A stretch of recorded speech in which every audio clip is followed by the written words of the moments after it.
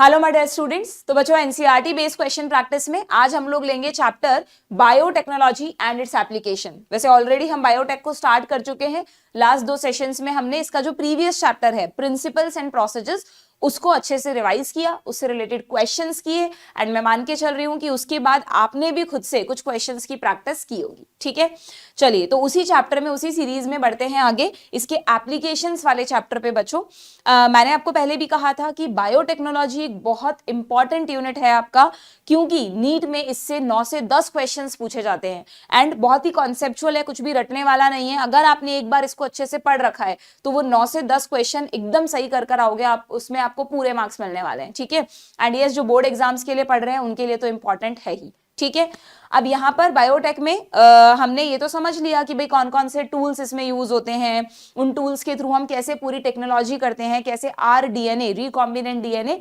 Create किया जाता है। इस चैप्टर में उसी चीज की बस एप्लीकेशंस दे रखी हैं आपको, है ना। ऑलरेडी हमने ये चैप्टर पढ़ रखा है। मेरी NCERT line to line series में हर एक चीज आपका पूरा कंप्लीट सिलेबस अपलोडेड है, लिंक डिस्क्रिप्शन बॉक्स में गिवन है। आप जब भी किसी टॉपिक में किसी चैप्टर में अटकते हैं बच्चों तो प्लीज रेफर दैट सीरीज, उससे आपको सब चीजें एकदम क्रिस्टल क्लियर हो जाएगी। वहां मैंने एनसीईआरटी को यूज करके ही एक एक पॉइंट को एक्सप्लेन किया है। ठीक है, तो उसी में हम अब यहाँ पर क्वेश्चंस के थ्रू चीजों को रिवाइज कर रहे हैं। ओके, तो यहाँ पर आपको मेडिकल में क्या एप्लीकेशंस है, एनिमल्स हमने किस तरह क्रिएट की, और सबसे इंपॉर्टेंट एग्रीकल्चर में बायोटेक हमारे लिए कैसे यूजफुल है, ये सब हमने पढ़ लिया था। ठीक है, अब इस पे किस तरह के क्वेश्चंस बनते हैं और उन्हें आपको कैसे सॉल्व करना है, दैट विल लर्न टुडे। ठीक है, यहाँ पे एक चीज ध्यान रखनी है आपको, अगर आप ओल्ड एनसीईआरटी से पढ़ रहे हैं तो कोई इसमें बहुत बड़ा चेंज नहीं है, जैसा चैप्टर था वैसा ही रहेगा। सिर्फ एक चीज आपको ध्यान रखनी है कि ओल्ड एनसीईआरटी में ना ये वाला पैराग्राफ नहीं होगा। आप देखो tissue culture, micro propagation, meristem और ये सोमा क्लोनल हाइब्रिडाइजेशन, यहां तक का जो पार्ट है, ये सोमैटिक हाइब्रिडाइजेशन सॉरी, यहां तक का जो पार्ट है, ये पार्ट ओल्ड एनसीईआरटी में इफ यू रिमेंबर स्ट्रैटेजीज वाले चैप्टर में है। तो क्योंकि न्यू एनसीईआरटी ने उस चैप्टर को तो हटा दिया, तो उस वाले पार्ट को, कौन से पार्ट को, tissue culture and somatic hybridization जिससे हम पोमैटो बनाते हैं, इन दोनों टेक्निक्स को यहां रख दिया। क्यों रख दिया, रीजन पता है आपको, क्योंकि ये दोनों टेक्निक्स ना बायोटेक्नोलॉजी का ही पार्ट है। जब हम टिश्यू कल्चर से प्लांट्स के बहुत सारे क्लोन्स बनाते हैं, मल्टीपल कॉपीज बनाते हैं, तो वहां पर हम कल्चर मीडियम यूज कर रहे हैं, जो भी टेक्निक यूज कर रहे हैं वो एक तरह से बायोटेक्नोलॉजी की वजह से ही पॉसिबल हो पाई। इसी तरह सोमैटिक हाइब्रिडाइजेशन में जब आप दो अलग अलग प्लांट की सोमैटिक सेल्स का एक हाइब्रिड क्रिएट कर रहे हैं ना, मैंने आपको पढ़ाया था कि पोमैटो जैसा एक प्लांट भी बनाया गया, हालांकि कमर्शियली अभी ये यूटिलाइज नहीं हो पा रहा है, इसके बहुत सारे ड्रॉबैक्स हैं, बट यस क्रिएट तो किया है कि एक ही प्लांट पे सोचो नीचे पोटैटोज उग रहे हैं और ऊपर टमाटोज उग रहे हैं। तो ये सब किसकी वजह से पॉसिबल हो पाया, बायोटेक्नोलॉजी की वजह से। तो ये दोनों जो पार्ट हैं उसको एनसीईआरटी ने रखा है एंड नीट 2024 में दोनों से ही क्वेश्चन आए थे, टिश्यू कल्चर से भी क्वेश्चन था, सोमैटिक हाइब्रिड से भी क्वेश्चन था, है ना, चेक करने के लिए कि भाई बच्चे ढंग से पढ़ रहे हैं कि नहीं पढ़ रहे हैं न्यू एनसीईआरटी के चेंजेस को। ओके, तो ये चीजें बस इसमें एडिशनल है, बाकी पूरा का पूरा चैप्टर एग्जैक्टली सेम है, चाहे आप ओल्ड से पढ़ो चाहे न्यू से पढ़ो, देयर इज नो डिफरेंस। ठीक, स्टार्ट करें इसके क्वेश्चंस करने। चलिए देखते हैं क्या क्वेश्चन है। सबसे पहले हमारे पास let's check, transgenic plants are the ones. Transgenic word कब आता है, नाम से ही पता चल रहा है, जिसकी जेनेटिक्स में ट्रांसफॉर्मेशन हुआ हो। यानी जब भी आप किसी ऑर्गेनिज्म में कोई भी एक नया जीन इंसर्ट कर देते हैं, चाहे वो आप बैक्टीरिया में कर रहे हैं, प्लांट में कर रहे हैं, एनिमल में कर रहे हैं, किसी फंगल सेल में भी कर सकते हैं, तो वो ऑर्गेनिज्म बन जाएगा ट्रांसजेनिक, या उसी को आप जीएमओ भी कह सकते हो बच्चों। उसी को क्या कह सकते हो आप, जीएमओ, जेनेटिकली मॉडिफाइड ऑर्गेनिज्म, दोनों सेम ही है। ठीक है, तो ये कह रहा है कि इनमें से आप किसको ट्रांसजेनिक प्लांट कहेंगे। देखते हैं, which is generated by introducing foreign DNA into a cell। yes, ये हमें सही लग रहा है, फिर भी और ऑप्शन देख लेते हैं। produced after protoplast fusion in artificial medium. अब देखो ये जो प्रोटोप्लास्ट फ्यूजन है, अगर तुमने अच्छे से पढ़ रखा है मुझसे ये चैप्टर, तो मैंने आपको बताया था कि जो सोमैटिक हाइब्रिडाइजेशन की टेक्निक है ना, इसको ही प्रोटोप्लास्ट फ्यूजन भी कहा जाता है, क्योंकि इसमें दो सेल्स की सेल वॉल हटा देते हैं, बचा प्रोटोप्लाज्म, और उसका फ्यूजन करवाते हैं। तो प्रोटोप्लास्ट फ्यूजन क्या है, सोमैटिक हाइब्रिडाइजेशन का दूसरा नाम है, जिसमें आपने किसी सेल में नया जीन इंट्रोड्यूस नहीं किया, बल्कि आपने दो अलग अलग प्लांट की सेल्स को फ्यूज करके एक नई ही सेल बना दी। ठीक है, तो वो बायोटेक का पार्ट है, बट ये टेक्निक ट्रांसजेनिक में नहीं आएगी, इसलिए गलत हो गया। नेक्स्ट कह रहा है which is grown in artificial medium after hybridization in the field। Hybridization करवाने से कोई जरूरी नहीं है हमने उसको ट्रांसजेनिक ही किया हो। हाइब्रिडाइजेशन आपको पता है कि एक प्लांट के पॉलेंस का दूसरे प्लांट की जब स्टिग्मा पर हम डालते हैं, वो ध्यान है मैंने आपको जेनेटिक्स में बताया था कैसे आर्टिफिशियल हाइब्रिडाइजेशन करवाया जाता है, तो वो सिंपली वो है, ठीक है। Produced by a somatic embryo in artificial medium. ये सोमैटिक एम्ब्रियो जो है ना, ये आप यूं समझ लो आपके लेवल पर कि जो टिश्यू कल्चर होता है, आपके कोर्स में बहुत कम दिया है, बट टिश्यू कल्चर के ना बहुत सारे टाइप्स होते हैं बच्चों, तो उसी में से एक सोमैटिक एम्ब्रियो भी होता है, तो वहां पर भी हम कोई RDNA का यूज नहीं करते, ठीक है, तो ये भी गलत है। तो सिंपली ट्रांसजेनिक प्लांट्स की जो करेक्ट डेफिनेशन है वो है ऑप्शन ए। नो डाउट इस क्वेश्चन को करने में थोड़ी सी एक्स्ट्रा नॉलेज भी काम आई है, बट अगर तुमने बायोटेक मुझसे अच्छे से पढ़ रखा है तो तुम्हें दिक्कत नहीं आई होगी, ठीक है। हालांकि एनसीईआरटी से बाहर जाके नीट में चीजें नहीं पूछी जाती, फिर भी अगर कोई क्वेश्चन मुझे थोड़ा अच्छा लगता है तो मैं उसको ले लेती हूँ, ठीक है। चलिए नेक्स्ट क्वेश्चन पर आते हैं। Select the statement which is correct for GM plants. देखो GM क्या है, जेनेटिकली मॉडिफाइड प्लांट्स, ठीक है। GMO genetically modified organism, organism में बैक्टीरिया, प्लांट, एनिमल, फंगल कुछ भी हो सकता है, ठीक। तो ये कह रहा है कि select the statement which is correct for GM plant with genetic modifications. देख लेते हैं भाई। पहला, made crops tolerant to abiotic stresses. आपने एनसीईआरटी में ये पार्ट पढ़ रखा है ना बच्चों, स्टार्टिंग में ही दे रखा है आपके कि हम जनरली प्लांट्स में क्या क्या जेनेटिक मॉडिफिकेशंस करते हैं। तो आपको पता है, मैंने पढ़ा रखा है कि प्लांट्स में हम या तो उनको एबायोटिक स्ट्रेस के लिए रेजिस्टेंट बनाने के लिए जीन्स ऐड कर देते हैं, या फिर जरूरी नहीं है एबायोटिक स्ट्रेस, जो भी पेस्ट वगैरह का अटैक होता है उससे रेजिस्टेंस क्रिएट करने के लिए भी हम क्रॉप्स में ट्रांसफॉर्मेशंस करते हैं, मतलब जेनेटिक मॉडिफिकेशंस करते हैं, ओके। एक्चुअली ना जो पूरी बायोटेक है इसमें पता है सबसे ज्यादा कंफ्यूजन क्यों होता है, क्योंकि इसमें एक ही चीज के ना बहुत सारे नाम है। अगर आपने उन सारे नाम का मीनिंग समझ रखा है तो वो नाम किसी भी रेफरेंस में यूज हो रही है, वो जो टर्म है वो किसी भी रेफरेंस में यूज हो रही है, आप कंफ्यूज नहीं होगे। जैसे कभी बोल देते हैं ट्रांसजेनिक, कभी बोल देते हैं जेनेटिक मॉडिफिकेशन, कभी बोल देते हैं रिकॉम्बिनेंट, तो इस तरह से अलग अलग टर्म्स हैं, आपको ध्यान से टर्म को पढ़ना है तो दिक्कत नहीं आएगी, ओके। देन ये भी आपको पता है कि कई सारे क्रॉप्स में जो पोस्ट हार्वेस्टिंग यानी कटाई के बाद जब हम उसे स्टोर करते हैं तो बहुत ज्यादा लॉस होता है, तो हमने कई ऐसे भी एक्सपेरिमेंट्स किए हैं जिससे प्लांट्स का पोस्ट हार्वेस्टिंग जो मतलब हार्वेस्टिंग के बाद जो खराब हो जाते थे वो नहीं हो, है ना, तो हमारा पोस्ट हार्वेस्टिंग लॉस बहुत कम हो गया है, क्लियर। देन मिनरल्स को जितना ज्यादा यूज करे प्लांट उतना बढ़िया है ना, सॉइल से जल्दी एग्जॉशन नहीं होगा मिनरल्स का।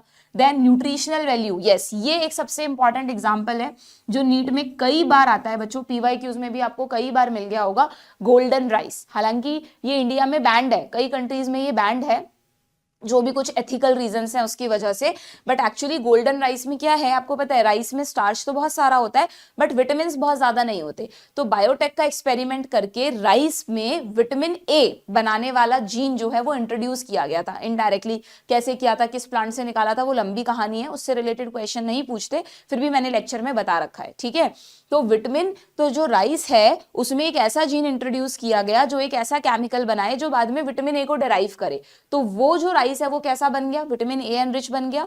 और उस राइस में वो जो जीन इंसर्ट किया ना, तो उस जीन से जो प्रोटीन बनती है, जो केमिकल बनता है, वो राइस को गोल्डन कलर दे देता है, इसलिए वो राइस का कलर हो गया गोल्डन और नाम हो गया गोल्डन राइस, ठीक है। बट ये इसके लिए कुछ एथिकल इश्यूज उठे कि यार अगर आप राइस से विटामिन A देने लग जाओगे तो जिनसे विटामिन A मिलता है उनकी जो इंपॉर्टेंस है वो तो कम हो जाएगी ना, तो अननेसेसरी राइस को क्यों आपको विटामिन A एनरिच बनाना है। तो ऐसे कई सारे एथिकल रीजंस थे जिसकी वजह से कुछ कंट्रीज में इसको यूज नहीं करते, कुछ जगह यूज होता है, बट नीट में क्वेश्चन बहुत पूछते हैं, ठीक है, तो आपको ध्यान रखना है। इस तरह हमने कई ऐसे एक्सपेरिमेंट्स किए हैं जिनमें क्रॉप्स की न्यूट्रिशनल वैल्यू बढ़ाने के लिए क्या किया गया है, एक्सपेरिमेंट मतलब न्यूट्रिशनल वैल्यू बढ़ाई गई है कि अगर ये क्रॉप एक कॉमनली यूज क्रॉप है तो इसमें एक ऐसा जीन डाल दो जो कोई विटामिन या मिनरल, कोई माइक्रो न्यूट्रिएंट बना रहा हो, ठीक है, क्लियर है, समझ में आ गए। तो ये सारे में से किसी पे भी क्वेश्चन आ सकता है, जैसे कि यहाँ दिया है, तो आपसे पूछा है कि इनमें से कौन कौन से करेक्ट यूज हैं GM प्लांट्स के, तो फर्स्ट सही है।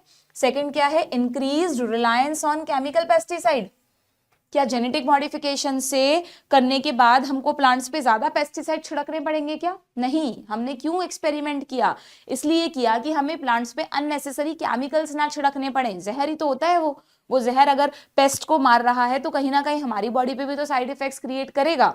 जो मैंने आपको इससे पहले माइक्रोब्स चैप्टर में पढ़ाया था ना, ऑर्गेनिक फार्मिंग, उसमें आपको बताया था कि नेचुरल तरीके से जो खेती की जा रही है, ऑर्गेनिक फूड जिसको आप आजकल बोलते हैं, जिसमें हम कोशिश कर रहे हैं कि हम बायो फर्टिलाइजर यूज करें और पेस्ट को मारने के लिए भी बायो पेस्टिसाइड्स यूज करें। वो भी क्या करता है, केमिकल पेस्टिसाइड्स पे हमारे डिपेंडेंस को कम करता है। एंड जेनेटिक मॉडिफिकेशन से भी प्लांट्स में ऐसे जीन्स इंट्रोड्यूस किए जा रहे हैं जो प्लांट को पेस्ट रेजिस्टेंस बना दे, तो आपको प्लांट पे पेस्टिसाइड छिड़कने की जरूरत नहीं पड़ेगी। इसका बेस्ट एग्जांपल है बीटी क्रॉप्स, है ना, हमने बहुत अच्छे से बीटी क्रॉप्स को पढ़ रखा है कि अगर क्रॉप्स में क्राई जीन आ जाए जो हमने बीटी बैक्टीरिया से निकाला है, तो क्रॉप्स खुद, वो प्लांट खुद बीटी टॉक्सिन बनाएगा। वो इनएक्टिव फॉर्म में रहेगा बीटी टॉक्सिन, तो ना प्लांट को ना हमको कोई नुकसान है। पर जैसे ही इंसेक्ट उस प्लांट को खाएगा, प्लांट के किसी भी पार्ट को खाएगा, वो टॉक्सिन भी इंसेक्ट में जाएगा और वो एक्टिवेट हो जाएगा, इंसेक्ट को मारेगा, तो इंसेक्ट्स उस जगह को छोड़कर चले जाएंगे, है ना। तो हमेशा ध्यान रखना कि जेनेटिक मॉडिफिकेशंस हमारे डिपेंडेंस को कम करता है, किस पर, केमिकल्स पर, ठीक है। So this is a wrong one. Help to reduce post harvesting loss, अभी अभी पढ़ा हमने, बिल्कुल ठीक है।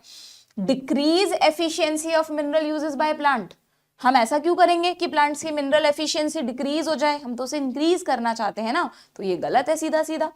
Enhanced nutritional value of food, yes, जैसे कि गोल्डन राइस, ठीक है।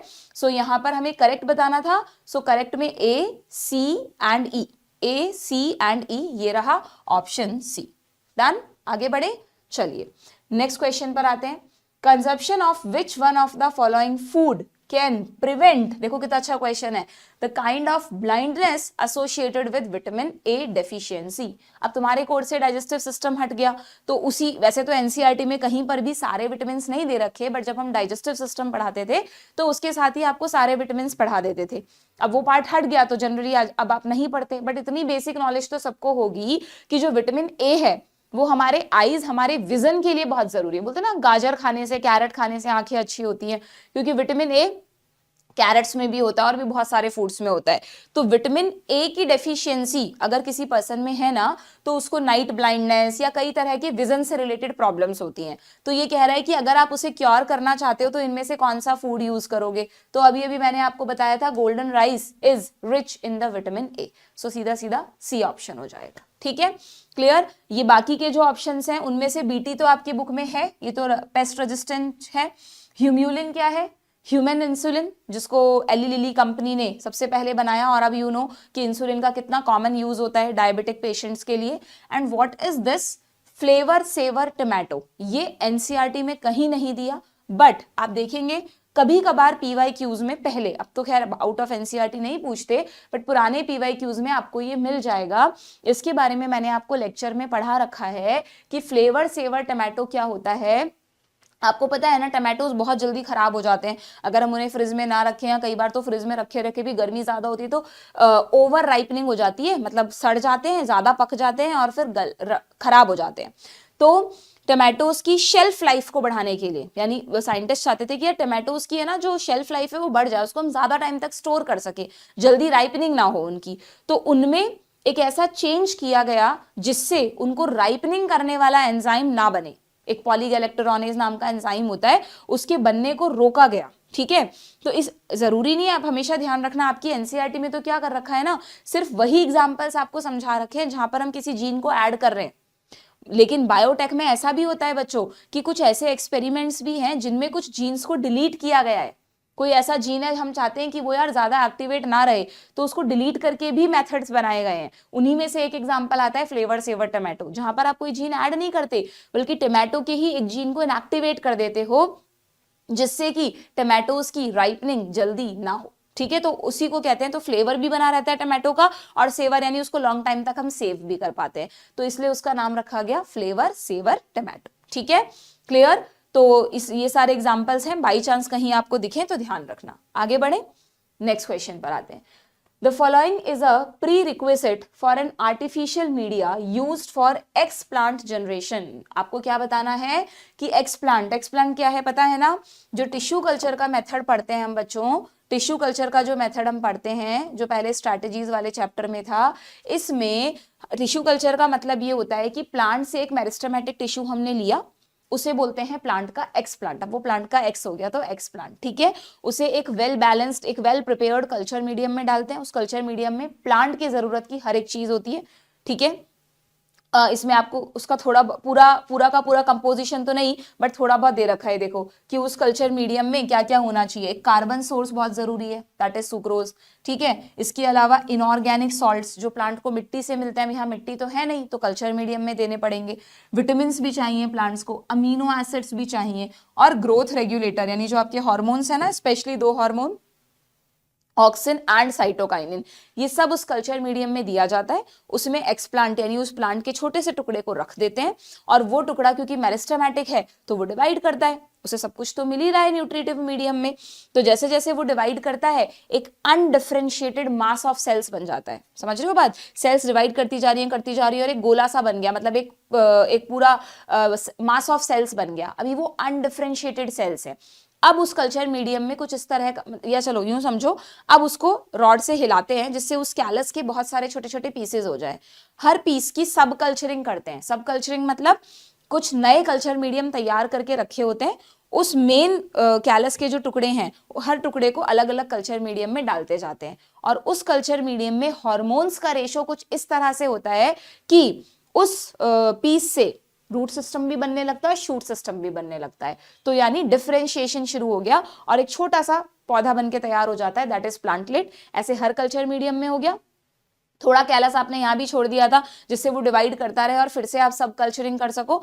और ये जो सारे प्लांटलेट्स आपको मिले, फिर इनको थोड़े टाइम बाद फील्ड में, खेत में शिफ्ट कर दिया जाता है जिससे ये नेचुरली ग्रो कर सके। तो सोचो, एक ही प्लांट की आप जितनी चाहो उस कल्चर मीडियम में उस लेबोरेटरी में अगर 1000 कल्चर मीडियम है तो आप 1000 कॉपीज बना लो, 2000, 3000, 4000, जितनी करोड़ों में आप चाहो उस प्लांट की मल्टीपल कॉपीज बना सकते हो। This is simply tissue culture and इसी टेक्निक को कहते हैं माइक्रो प्रोपेगेशन, क्योंकि आपने एक छोटे से टुकड़े, छोटे से प्लांट के टुकड़े से प्रोपेगेट यानी बहुत सारे प्लांट्स बना लिए, और वो सारे प्लांट्स क्या उस एक्सप्लांट के क्लोन होंगे? एक्सप्लांट आपने जिस प्लांट से लिया था उसके क्लोन ही तो है। यहाँ पर कोई वो थोड़ी ना हो रहा है पॉलिनेशन, फर्टिलाइजेशन, ये एक तरह का एसेक्सुअल रिप्रोडक्शन ही हुआ ना, क्लोन बना रहे हैं आप। तो ये जितने भी प्लांट्स हैं उन सबको कहते हैं बच्चों सोमा क्लोन्स। कई बार आप क्या करते हैं ना, इस सोमा क्लोन टर्म को सोमैटिक हाइब्रिडाइजेशन के साथ मिक्स कर देते हैं, पर ऐसा नहीं करना। सोमा क्लोन अलग है और सोमैटिक हाइब्रिड अलग है।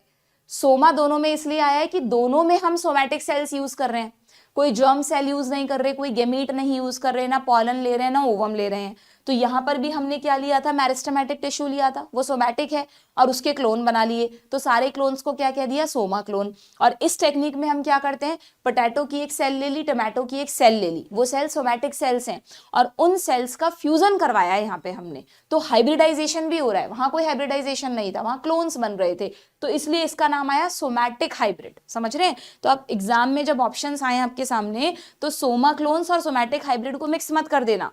हाइब्रिड वर्ड आ रहा है मतलब दो अलग अलग तरह के प्लांट की सेल्स को हमने जोड़ा है, और क्लोन्स आ रहा है मतलब एक ही प्लांट के मल्टीपल क्लोन्स बनाए। ठीक है, तो ये जो सारी टर्म्स हैं, Soma clone, micro propagation, totipotency, explant, ये सब तो टिश्यू कल्चर से रिलेटेड है। और जो पोमैटो वाला एग्जाम्पल हम पढ़ते हैं वो सोमैटिक हाइब्रिडाइजेशन, या इसका एक नाम और लिख लेना आप, मैंने पढ़ा रखा है आपको, प्रोटोप्लास्ट फ्यूजन से रिलेटेड है। ठीक है, दोनों को मिक्स नहीं करना है, डू रिमेंबर। और एक चीज और बच्चों, टिश्यू कल्चर में इस पे भी बहुत क्वेश्चन आते हैं कि टिश्यू कल्चर में हम जो मैरिस्टम यूज करते हैं वो कौन सा मैरिस्टम होगा। तो कोई जरूरी नहीं है आप अपाइकल मैरिस्टम लो, आप एक्सिलरी मैरिस्टम भी यूज कर सकते हो, जो बीच बीच में होता है एक्सेस पे, वो क्यों नहीं यूज कर सकते भाई, मैरिस्टम तो मैरिस्टम है। ये क्वेश्चन आया है कई बार। ठीक है, एंड ये भी पूछते हैं कि क्यों मैरिस्टम को ही यूज करते हैं हम, या क्योंकि सिंपल सी बात है कि मैरिस्टम में टोटीपोटेंसी है, यानी उसकी सेल्स पूरा का पूरा प्लांट बनाने की कैपेसिटी रखती हैं। और एक क्वेश्चन ये भी आता है कि अगर मान लो मेरे पास एक बहुत अच्छी क्वालिटीज वाला प्लांट है और किसी वजह से उसमें कोई वायरस इन्फेक्शन हो गया, वायरल इन्फेक्शन हो गया, प्लांट्स को भी होती है ना वायरल डिजीज, तो अब क्या उस इन्फेक्टेड प्लांट से हेल्दी प्लांट्स मैं ऑब्टेन कर सकती हूँ, रिकवर कर सकती हूँ? बिल्कुल, क्योंकि वायरस कभी भी मेरिस्टेमेटिक सेल्स पर अटैक ही नहीं करता। तो मेरिस्टेमेटिक सेल्स वायरस फ्री हैं, आप उनको लो, पूरा टिश्यू कल्चर करो, और जो नए सोमा क्लोन्स होंगे वो बिल्कुल आपके उस प्लांट के कॉपीज होंगे बिना किसी वायरल इन्फेक्शन के। ठीक है, तो ये सारी पॉसिबिलिटीज बता दी मैंने तुमको, क्या क्या क्वेश्चंस यहां से बनते हैं। क्लियर? अब देख लो तुम, तो ये कह रहा है कि प्री रिक्विजिट क्या होगा इनमें से आर्टिफिशियल मीडियम का, जो हम कल्चर मीडियम यूज कर रहे हैं, है ना। The medium should contain a source of iron, नहीं, ऐसा कुछ जरूरी नहीं है। The medium should have a very low carbon content, very low क्यों भाई, कार्बन कंटेंट तो अच्छा खासा चाहिए। The medium must offer a carbon source such as sucrose, ये बहुत जरूरी है, क्योंकि वो जो एक्सप्लांट है वो कोई फोटोसिंथेसिस नहीं कर रहा, वो कोई जरूरी नहीं है ग्रीन है उसको हम सनलाइट दे रहे हैं वो खुद का खाना बनाएगा, खाने के लिए उसको सोर्स आपको मीडियम में देना पड़ेगा। ठीक है, the medium need not be sterile, very wrong. पूरे टिश्यू कल्चर में ध्यान रखना, शायद एनसीईआरटी में कहीं मेंशन नहीं किया है कि ये पूरा का पूरा जो मेथड है बच्चों वो स्टेराइल कंडीशंस में होता है। टिश्यू कल्चर की जो लेबोरेटरीज होती हैं उनको हाईली स्टेराइल रखा जाता है, कोई भी माइक्रोब लेबोरेटरी में उस बीकर पे उस एक्सप्लांट पे कहीं भी नहीं होना चाहिए, वरना वो जो कल्चर मीडियम है ना उसमें प्लांट की जगह आपका माइक्रोब ग्रो कर जाएगा, वो जो माइक्रोब्स घूम रहे हैं लैब में। तो इसलिए लेबोरेटरी हाईली स्टेराइल होती है, जितने भी इंस्ट्रूमेंट्स बीकर्स वगैरह यूज किए जाते हैं वो सब भी कंप्लीटली स्टेराइल, स्टेराइल यानी माइक्रोब फ्री होने चाहिए, कोई बैक्टीरिया कोई वायरस उस जगह पर नहीं होना चाहिए। ठीक है, क्लियर? चलिए आगे बढ़ जाएं क्या, तो इसका आंसर हो जाएगा ऑप्शन सी। नेक्स्ट क्वेश्चन पर आते हैं। टू ऑब्टेन, देखो आ गया, to obtain a virus free plant what can be used as explant in micropropagation. इनमें से क्या यूज करोगे आप एक्सप्लांट के तौर पे? Apical meristem, axillary meristem, both A and B. C हो जाएगा। इस तरह के क्वेश्चन में कई बार हम जल्दीबाजी में ए टिक कर देते हैं, इसीलिए मैंने तुम्हें कहा है कि हमेशा अपनी हैबिट बनाओ सारे ऑप्शंस पढ़ने की। मैच द कॉलम में नहीं जरूरत है, बट बाकी क्वेश्चन में अगर टाइम नहीं भी है तुम्हारे पास तो हल्की सी निगाह तुम्हारी सारे ऑप्शंस पे जानी चाहिए, तब बोथ या ऑल ऑफ द अबव इस तरह के क्वेश्चंस में गलती नहीं होगी। ठीक है, आगे बढ़े। विच एनहांस प्रोटोप्लास्ट फ्यूजन। अब प्रोटोप्लास्ट फ्यूजन की अगर हम बात करें तो ये जो टेक्निक है प्रोटोप्लास्ट फ्यूजन, इसमें आपको पता है मैं आपको कह तो रही हूँ कि एक पोटैटो की सेल ले ली, एक टमाटो की सेल ले ली, उसको कल्चर मीडियम में डाल दिया और दोनों का फ्यूजन करा दिया। बट क्या इतना आसान है? क्या वो मेल गैमीट और फीमेल गैमीट है कि वो एक दूसरे से फ्यूज करने की टेंडेंसी रखते हैं? बिल्कुल नहीं, वो तो दो प्लांट्स की अलग अलग सेल्स हैं, भला वो क्यों फ्यूज होने लगी?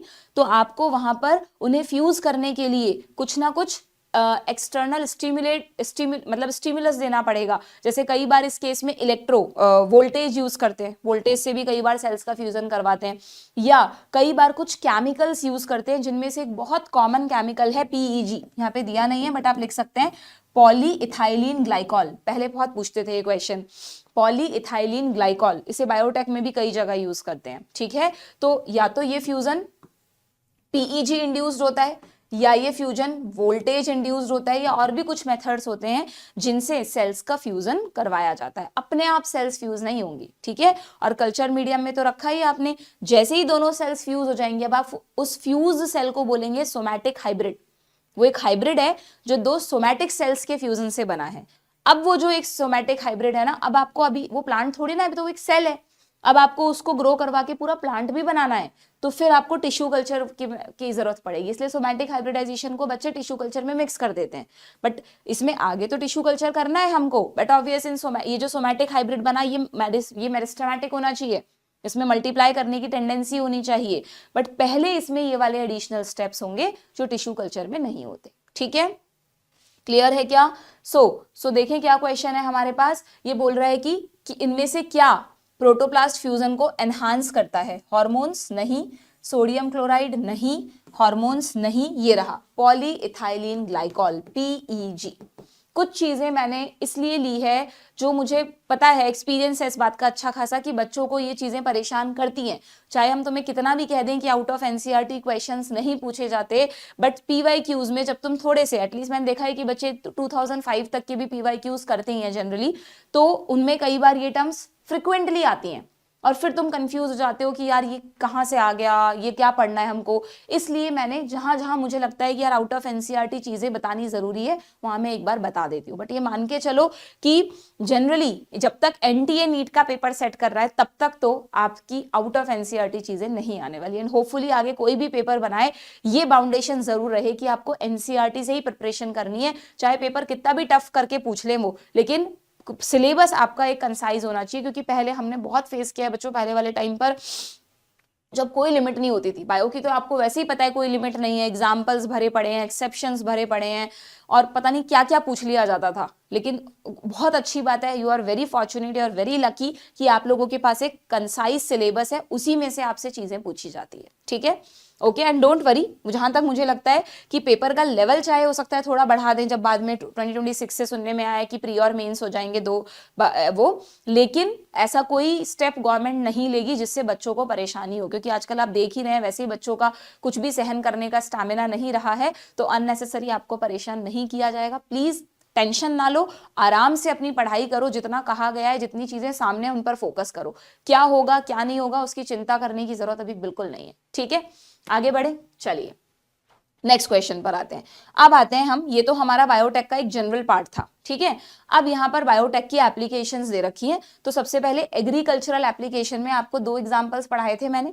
एक तो बीटी क्रॉप्स है ना, जिसमें क्या चेंज होता है यू नो वेरी वेल, और दूसरा ये वाला मेथड। ये मेथड भी अगर तुमने मेरे लेक्चर में से नहीं पढ़ रखा है तो प्लीज पढ़ लेना बच्चों। अगर किसी बच्चे ने ये आरएनए इंटरफेरेंस का मेथड सिर्फ एनसीईआरटी से पढ़ा है ना तो उसको कुछ समझ में नहीं आएगा। किसी और अच्छे टीचर से तुम पढ़ते हो, पढ़ रखा है, सब पता है तो कोई बात नहीं, फिर मत टाइम वेस्ट करना। बट अगर कंफ्यूज हो तो प्लीज जाके लेक्चर देख लेना, क्योंकि एनसीईआरटी में आरएनए इंटरफेरेंस बिल्कुल भी अच्छे से नहीं दिया, थोड़ा उलझा कर दिया है। बस मेन जो इसकी समरी है ना वो लिख दी, बट इस मेथड को थोड़ा सा डिटेल में समझोगे तब जाके तुम्हें ये समरी समझ में आएगी। ठीक है, चलिए तो ये 2 मेथड्स हैं, इन पर क्वेश्चन देख लेते हैं हम जरा, क्या क्या क्वेश्चन हमारे पास हैं। What is true about BT toxin? अब यहाँ पे आप कंफ्यूज तो नहीं होते ना बच्चों? बीटी एक बैक्टीरिया है, बैसिलस थुरिंजिएंसिस। उसके अंदर जो जीन है उसका नाम है क्राइजीन। उस जीन से जो प्रोटीन बनता है वो है बीटी टॉक्सिन, और वो भी प्रोटॉक्सिन के फॉर्म में बनता है। जब इंसेक्ट की गट में जाता है तो ही वो टॉक्सिन में कन्वर्ट होता है। ठीक है, तो आपको सारी चीजें मिक्स नहीं करनी। उसमें भी जो क्राइजीन है उसके कुछ नाम दे रखे हैं। क्राइजीन बहुत तरह के होते हैं बच्चों, बैसिलस थुरिंजिएंसिस की ना अलग अलग स्ट्रेन्स हैं, तो हर स्ट्रेन में अलग अलग तरह के जीन्स हैं और वो जीन बहुत ही स्पेसिफिक है। मतलब ऐसा नहीं है कि एक ही तरह का क्राइजीन सारे बैक्टीरिया में है और वो क्राइजीन से जो टॉक्सिन बनता है वो सारे इंसेक्ट्स को मार देगा, बिल्कुल नहीं। ये जो बीटी टॉक्सिन है ये बहुत ही स्पेसिफिक है, इसको बनाने वाले जीन्स भी स्पेसिफिक हैं। जैसे 3 जीन तुम्हारे कोर्स में दे रखे हैं, सारे नहीं दे रखे, सिर्फ 3 तुम्हारे कोर्स में दे रखे हैं, वो भी बहुत कंफ्यूजिंग है। एक तो cry first AC, cry second AB और क्राई फर्स्ट एबी। तो प्लीज इनके लिए कोई ट्रिक बना लेना, वरना ये तुम्हें एग्जाम में परेशान कर सकते हैं। बस यही तो गलती तुम करते हो कि जहां पर कंफ्यूजन आता है वहां पर वर्क नहीं करते, दुनिया भर की चीजें सोच लेते हो, क्या होगा क्या नहीं होगा, सिलेबस कहाँ से आएगा। पर जो तुम्हारे सामने है पहले उस पर तो वर्क कर लो। तुम्हें पता है कि यार ये 3 ऐसे हैं जिनमें हम हमेशा कंफ्यूज होते हैं, और तुमने इस पर दिमाग लगाओ तुम अपना कि यार कैसे हमें एग्जाम में याद रहेगा कि अगर ये क्वेश्चन आता है तो हम गलती ना करें। इस तरह से जो वर्क करता है ना वो बच्चा जरूर मंजिल पाता है अपनी। ठीक है, तो यहाँ पर आप देखो ये जो क्राई फर्स्ट एसी और क्राई सेकेंड एबी है ना, एक फर्स्ट और एक सेकेंड वाला, इन दोनों को साथ में रखा हुआ है, ऐसे ध्यान रखना। एक फर्स्ट और एक सेकंड को साथ रखना है सबसे पहली बात, तो फर्स्ट को साथ नहीं रखना। ओके, और जब फर्स्ट और सेकंड को साथ साथ रखा ना तो यहाँ पर सी और बी हो गया, यानी ये दोनों भी सेम नहीं है। यानी जो कॉम्बिनेशन है ना जिन 2 जीन का, उनमें कुछ भी सेम नहीं है ना, तो फर्स्ट है ना सेकंड है, ना बीबी है ना सीसी है, बल्कि बीसी है। तो आई थिंक तुम्हें इससे याद रहेगा। ठीक है, और ये एक अलग से है। तो ये दोनों तो किसके अगेंस्ट बनाते हैं? ये दोनों एक पेस्ट है जिसका नाम है कॉटन बॉलवर्म।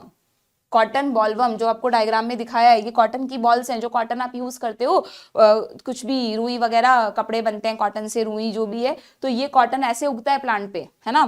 तो ये जो कॉटन की बॉल्स होती हैं, अगर इस प्लांट में बॉलवर्म का अटैक हो जाए तो ये सारी कॉटन बॉल्स को खा जाता है और उस पर कुछ नहीं मिलता, हाईली बहुत लॉस होता है फार्मर्स को। ठीक है, तो इन कॉटन बॉलवर्म्स जो कि पेस्ट का नाम है, इनको मारने के लिए क्या किया बायोटेक्नोलॉजिस्ट ने? इन प्लांट्स में ही ये दोनों जीन डाल दिए, cry first AC and cry second AB. Confusion नहीं होना चाहिए। ठीक है, ऐसे ही एक दूसरा एक और एग्जांपल है कॉर्न का प्लांट, सबको पता है मक्का, तो कॉर्न के प्लांट में जो इन्फेक्शन करता है वो है कॉर्न बोरर, ये भी एक इंसेक्ट है। तो कॉर्न बोरर को मारने के लिए, कॉर्न बोरर को मारने के लिए जो टॉक्सिन बनता है वो किस जीन से बनता है, वो क्राइफर्स्ट एबी से बनता है ना। बड़ा कंफ्यूजिंग था ये नाम, मैंने भी कई बार कोशिश की है कि इनको बहुत अच्छे से कोई ट्रिक बना के याद कर लें, बट फिर भी कंफ्यूजन हो जाता है। इसलिए जितनी ज्यादा बार पढ़ोगे ना तभी तुम्हें याद रहेगा, बार बार पढ़ो, जितनी अच्छी ट्रिक हो सके, कोई बहुत बढ़िया सी ट्रिक तुम्हारे दिमाग में तो प्लीज कमेंट बॉक्स में शेयर कर देना, बाकी बच्चों को भी फायदा मिलेगा, ठीक है।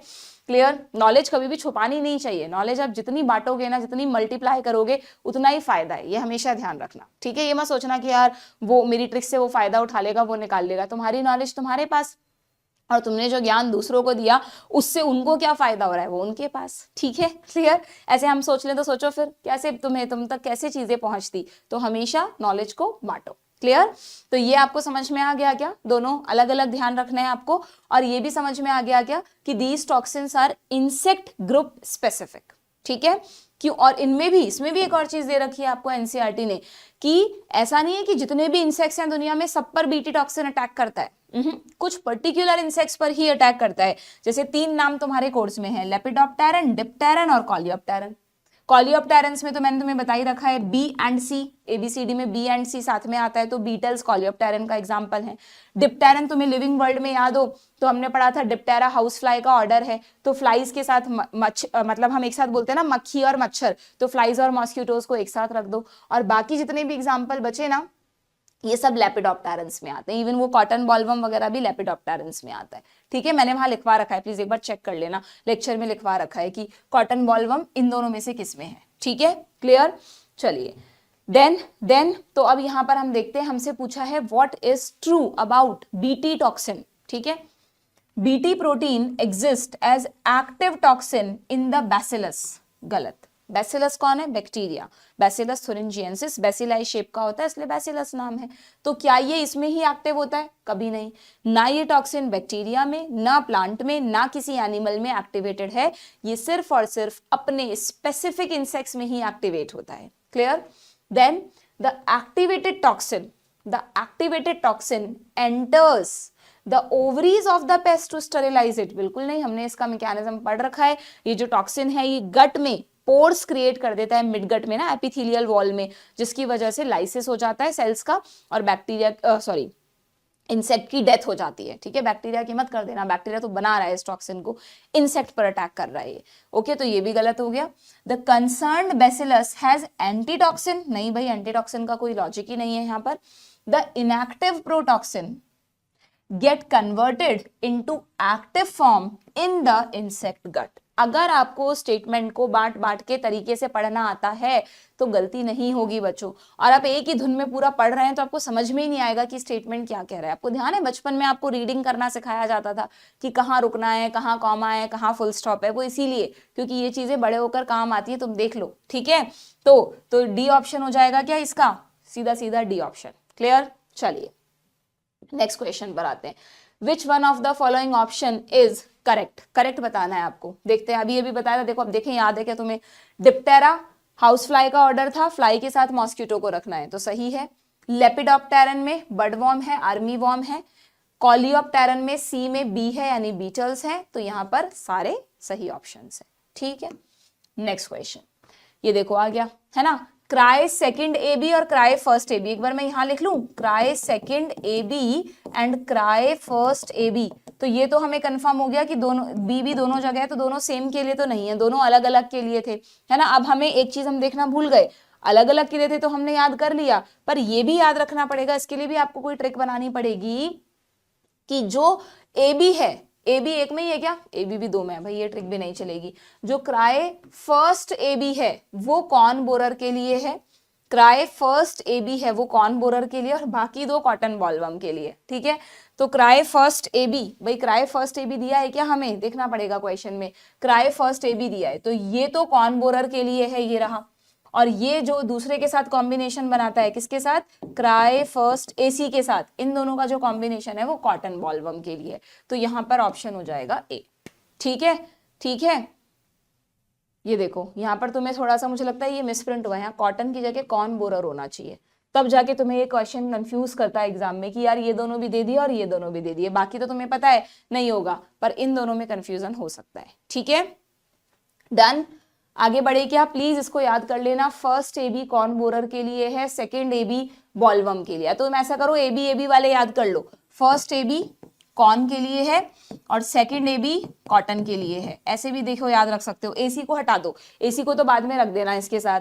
First corn, second cotton. Cotton की स्पेलिंग बड़ी है तो सेकेंड बाद में आता है, ऐसा कुछ कोरिलेट कर लो या व्हाटएवर, जिससे भी आप कंफर्टेबल हो।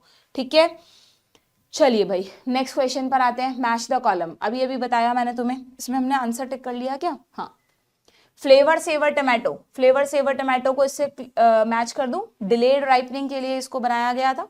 ह्यूम्यूलिन क्या है? हाँ, ये भी ध्यान रखना बच्चों, जो ह्यूमन इंसुलिन बनाया गया वो सबसे पहला रिकॉम्बिनेंट थेरेप्टिक, थेरेप्टिक मतलब जो थेरेपी यानी ट्रीटमेंट के लिए यूज होते हैं, ड्रग्स को हम थेरेप्टिक्स भी कहते हैं। तो जो सबसे पहला दुनिया में मेडिसिन आई रिकॉम्बिनेंट मतलब थेरेप्टिक आया, वो ह्यूम्यूलिन था। ठीक है, बीटी कॉटन, बीटी कॉटन को हमने इसलिए बनाया कि भाई पेस्ट रेजिस्टेंस मिल जाए और यील्ड बढ़ जाए। एंड गोल्डन राइस आपको पता ही है, तो ए को मैच कर लो, ए को मैच कर लो किससे?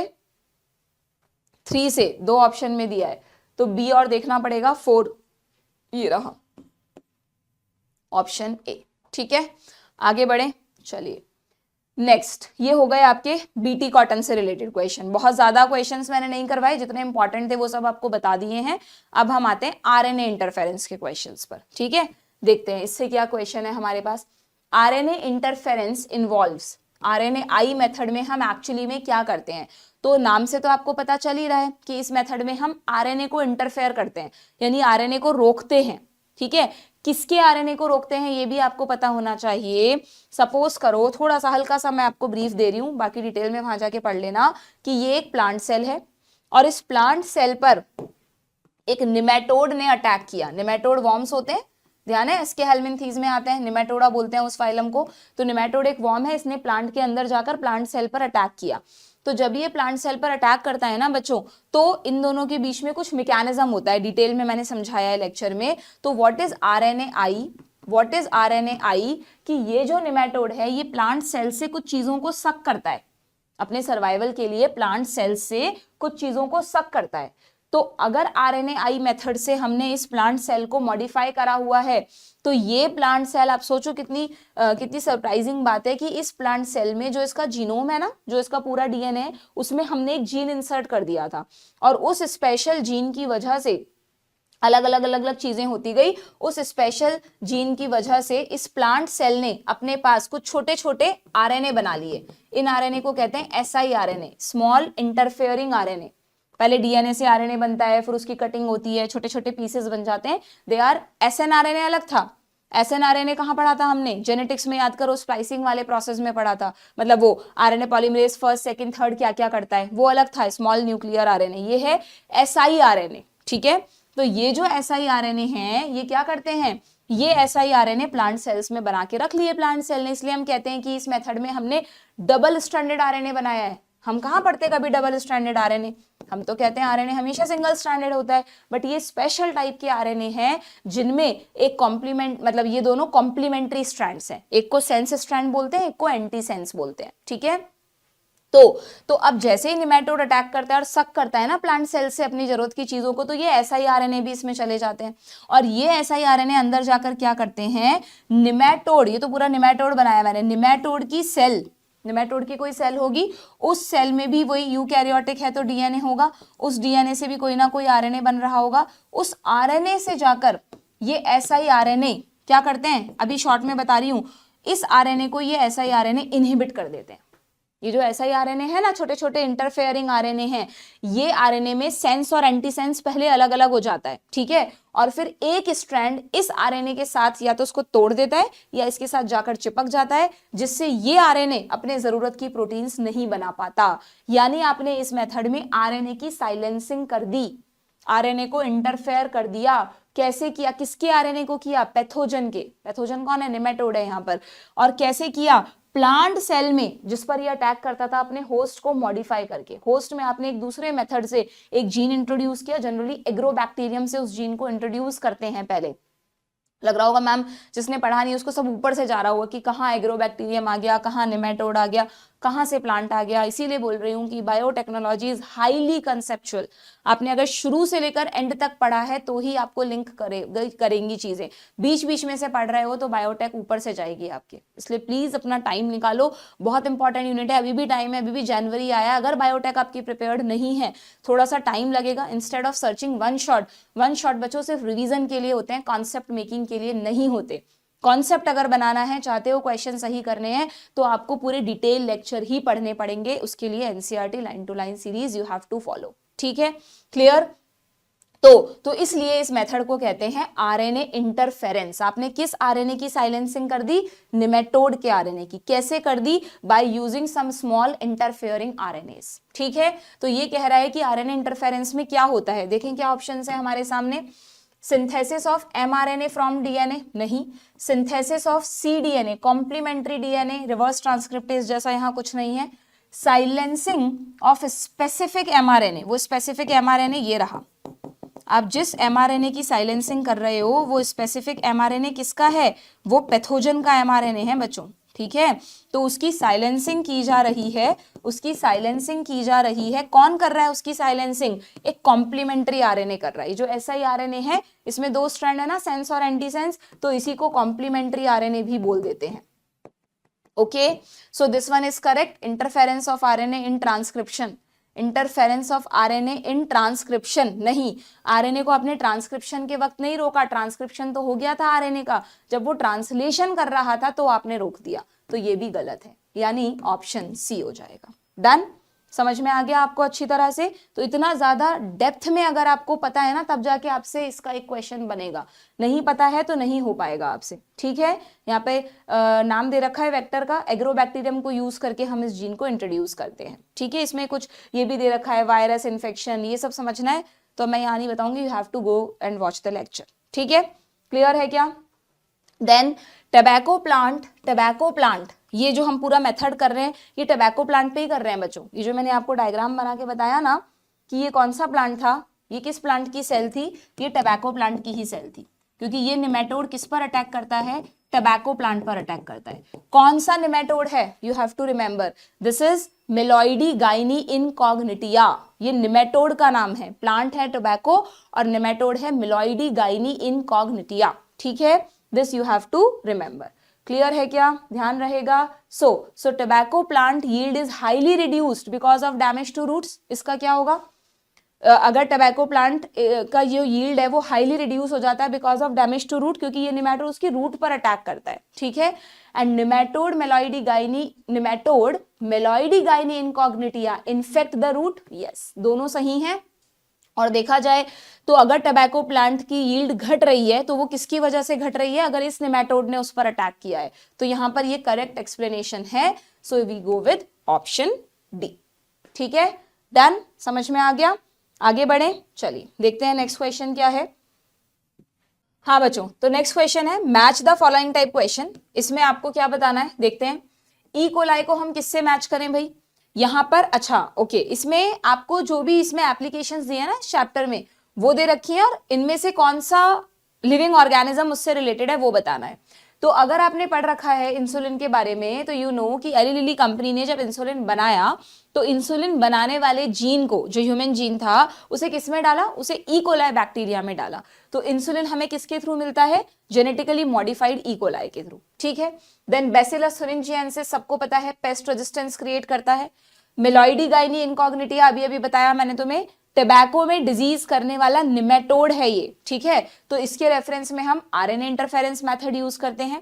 एंड एग्रोबैक्टीरियम तुम प्रीवियस चैप्टर में पढ़ चुके हो, एज अ वेक्टर यूज होता है। जनरली एग्जाम में जो कंफ्यूजन होता है आप लोगों को वो इन दोनों में होता है कई बार, है ना, मेलॉइडी गाइनी, एग्रोबैक्टीरियम। तो प्लीज रिमेंबर, एग्रोबैक्टीरियम ट्यूमीफेशियंस भी एक पैथोजन है, मना नहीं कर रही मैं, मेलॉइडी गाइनी भी पैथोजन है, यू नो, बट दोनों में बहुत अंतर है बच्चों।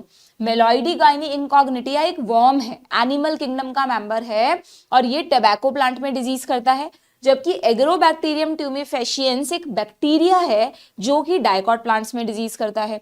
एग्रोबैक्टीरियम को हमने क्या किया है? मॉडिफाई किया है, डिसआर्म करके इसको वेक्टर में कन्वर्ट किया है, तो एग्रोबैक्टीरियम हम एज अ वेक्टर यूज करते हैं। बट मेलॉइडी गाइनी को हमने कोई वेक्टर नहीं बनाया, बल्कि मेलॉइडी गाइनी के अगेंस्ट रेजिस्टेंस क्रिएट करने के लिए हम आरएनए इंटरफेरेंस मेथड यूज करते हैं। तो प्लीज आप इन दोनों को मिक्स नहीं करेंगे, ठीक है। ओके सो यहाँ पर ए का सेकंड हो जाएगा, है ना, ए का सेकंड, बी का थर्ड, ए सेकंड और बी थर्ड एक ही ऑप्शन में दिया है, सो ऑप्शन सी। आगे बढ़े, next question, which of the following statement is false बताना है हमको, ठीक है। इंसुलिन, यानी यहाँ पर हमारे एग्रीकल्चर से रिलेटेड एप्लीकेशंस खत्म हो गए, अब हम मेडिकल एप्लीकेशंस पर आते हैं, उससे रिलेटेड क्या क्या क्वेश्चंस हमारे पास हैं, लेट्स सी। तो सबसे पहले अगर हम मेडिसिन में इसकी एप्लीकेशंस देखें तो आपके कोर्स में 3 एप्लीकेशंस बता रखी हैं। एक तो इंसुलिन कैसे बनाया गया, बहुत अच्छे से हमने इस चैप्टर में पढ़ रखा है। दूसरा जीन थेरेपी, बहुत कॉमनली क्वेश्चंस आते हैं बच्चों, एडीए का जो केस है, एडिनोस डीएमिनेज डेफिशिएंसी का। और थर्ड, वो कौन कौन से डायग्नोस्टिक मेथड्स हैं जो हमें डिजीज का अर्ली डायग्नोसिस करके देते हैं। बायोटेक की हेल्प से हमने कौन कौन से रीसेंट डायग्नोस्टिक मेथड्स बनाए हैं, जिसमें आपको पता है पीसीआर का यूज है, एलिजा मेथड के बारे में बता रखा है, और थोड़ा सा आपको आरडीएनए के बारे में बता रखा है कि म्यूटेंट सेल्स और नॉर्मल सेल्स को हम कैसे आइडेंटिफाई करते हैं, ठीक है। ये सब हमने अच्छे से डिटेल में पढ़ रखा है, तो मैं यहाँ पे पढ़ाने वाली नहीं हूँ, हम सिर्फ क्वेश्चंस करेंगे। ओके चलिए, विच ऑफ द, जैसे मैं बोलती हूँ मैं यहाँ पर पढ़ाने वाली नहीं हूँ, तो कुछ बच्चों को तो मतलब एकदम उदास हो जाते होंगे, अरे यार हम तो पढ़ने के लिए आए थे। बच्चों, पढ़ने का सही तरीका वही है कि पहले आप किसी भी टॉपिक को आराम से तरीके से कॉन्सेप्चुअली लेक्चर्स से पढ़ो, हो सके तो उसके नोट्स बनाओ, वैसे तो बनाने ही बनाने हैं, बट अब ठीक है, किसी ने कोई अब जागा है सोकर, अब बहुत कम टाइम है, तो एनसीईआरटी में ही लिख लो थोड़ा बहुत, ठीक है।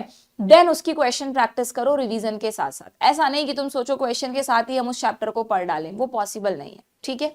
चलिए, तो विच स्टेटमेंट इज फॉल्स?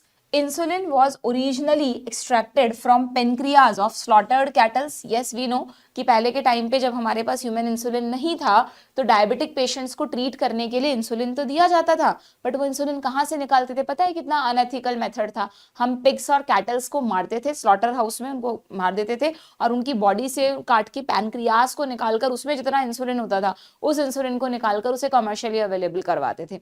तो एक तो ये मेथड बहुत अनएथिकल था, आप अपने फायदे के लिए अननेसेसरी एनिमल्स को मार रहे हो। और दूसरा इस इंसुलिन में, वैसे तो ये एनिमल इंसुलिन काफी हद तक ह्यूमन इंसुलिन जैसा ही होता है, बट ये जो इंसुलिन है वो कुछ ह्यूमंस में एलर्जी कॉज कर देता था।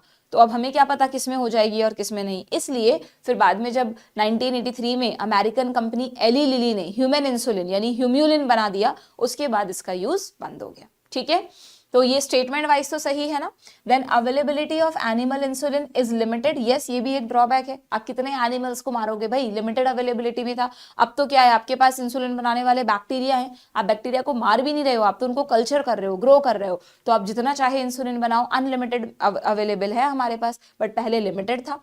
एनिमल इंसुलिन इज आइडेंटिकल, अब आप यहाँ पे हो सकता है किसी के दिमाग में थोड़ा ज्यादा ही सोच रहे हो तो ये आ जाए कि मैम ह्यूमन भी तो एनिमल ही है, बट यहाँ पर एनिमल इंसुलिन से मतलब पिग्स और कैटल्स के इंसुलिन से है, ठीक है। Animal insulin is identical to human insulin. इस पे अभी एक बार हम क्वेश्चन मार्क लगा देते हैं, तुम खुद देखना कैसे पता लगाओगे, क्योंकि एनसीईआरटी में तो एग्जैक्टली लिखा नहीं है। ऐसा लिखा है क्या कहीं एनसीईआरटी में कि जो एनिमल इंसुलिन है वो ह्यूमन इंसुलिन के आइडेंटिकल है कि अलग है? कुछ दिया है क्या? एक बार देख लो फटाफट एनसीईआरटी में। Would the insulin isolated from other animals be just as effective as that secreted by human body? नहीं, यहाँ पर कुछ नहीं दिया, ठीक है। तो अभी हम आगे देखेंगे इसको। Then non-human insulin यानी animal insulin caused some patients to develop allergy. Yes, ये भी ठीक है। Then recombinant insulin जो हम ह्यूमिलिन जिसको बोल रहे हैं, it is obtain from E coli bacteria, ये भी ठीक है। यानी अगर हमें नहीं भी पता, अगर कभी कभार कुछ स्टेटमेंट्स में तुम अटक जाओ, तुम्हें नहीं भी पता, तो तुम इस तरह से भी कर सकते हो कि ये ट्रिक कई बार काम कर जाती है, कई बार नहीं भी करती। यहाँ पे तुमसे फॉल्स पूछा है, बाकी तो सारे क्या है, करेक्ट है, तो कोई ना कोई तो फॉल्स है ही, तो इसका मतलब ये गलत है। और ये इसलिए गलत है बच्चों क्योंकि इन्होंने बिल्कुल आइडेंटिकल लिख दिया। आइडेंटिकल का मतलब एग्जैक्टली ह्यूमन इंसुलिन जैसा इंसुलिन उनमें होता है। वैसे तो बहुत हद तक सेम होते हैं, बट अगर आइडेंटिकल होता तो फिर एलर्जी क्यों करता? फिर तो वो ह्यूमन इंसुलिन ले लो चाहे एनिमल इंसुलिन ले लो, एक ही बात है ना। एलर्जी कर रहा है इसका मतलब कहीं ना कहीं केमिकल स्ट्रक्चर में या जो भी है व्हाटएवर, हम नहीं पढ़ते डिटेल में, कोई ना कोई डिफरेंस जरूर होता है, ठीक है। तो ये फॉल्स स्टेटमेंट हो गया, यानी आपका आंसर हो गया ऑप्शन सी, ओनली सी, ठीक है। आगे बढ़े, नेक्स्ट क्वेश्चन। असर्शन में लिखा है Eli Lilly, do remember Eli Lilly कोई साइंटिस्ट का नाम नहीं है, ये एक अमेरिकन कंपनी का नाम है, ओके। Prepared 2 DNA sequences. आप सबको इंसुलिन का स्ट्रक्चर पता है ना बच्चों। इंसुलिन के स्ट्रक्चर में वैसे तो 3 चेन होती हैं, ए बी एंड सी। जो आपको ब्लू कलर से दिखाई है, ध्यान रखना है, ब्लू कलर से दिखाई है वो ए है, ग्रीन कलर से दिखाई है वो बी है, और ये जो ग्रे कलर की सबसे लंबी चेन है वो सी है, ठीक है। तो ए पेप्टाइड, बी पेप्टाइड और सी पेप्टाइड, 3 पेप्टाइड चेन्स के 3 पेप्टाइड चेन मतलब प्रोटीन चेन, अमीनो एसिड्स की चेन के जुड़ने से बनता है प्रो इंसुलिन। और जब पैनक्रियाज इंसुलिन को बनाता है तो प्रो इंसुलिन की फॉर्म में सिक्रीट करता है। फिर ये प्रो इंसुलिन को जब एक्टिव होना होता है तो इनमें कुछ मॉडिफिकेशन होते हैं हमारी ही बॉडी में, और जो सी पेप्टाइड है वो फ्री हो जाती है, यानी अलग हो जाती है ना। सी पेप्टाइड ये देखो अलग हो गई, एंड ए और बी तो अभी भी जुड़े हुए हैं आपस में क्योंकि ये डाइसल्फाइड बॉन्ड्स के थ्रू कनेक्टेड है, ठीक है। तो ये जो मॉलिक्यूल आपको दिख रहा है ए प्लस बी का, ये तो इंसुलिन है और सी अलग हो गया, ठीक है। तो जब अमेरिकन कंपनी एली लिली ने सोचा इस टेक्निक के बारे में, तो उन्होंने कहा कि यार हम सी पेप्टाइड वाला सीक्वेंस क्यों यूज करें। अब तुम खुद सोचो, थोड़ा सा दिमाग लगाओ कि अगर ए एक प्रोटीन है, एक पॉलीपेप्टाइड चेन है, तो ए चेन को बनाने वाला जीन अलग होगा, बी चेन को बनाने वाला जीन अलग होगा, और सी चेन को बनाने वाला अलग होगा। अगर इंसुलिन एक ही जीन से बन जाता तो ए चेन, बी चेन, सी चेन की क्या जरूरत थी, पूरे को एक ही चेन मानते हम, ठीक है। तो इसका मतलब प्रो इंसुलिन के लिए हमारे सेल्स में 3 तरह की जीन सीक्वेंसेस होती हैं।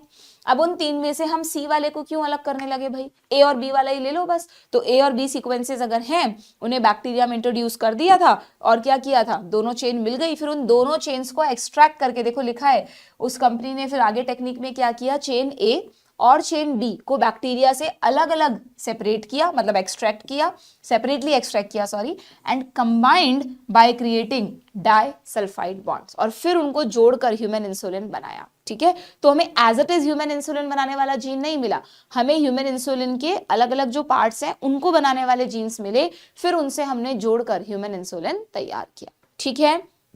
ये यहाँ पर की पॉइंट है which you have to remember, okay.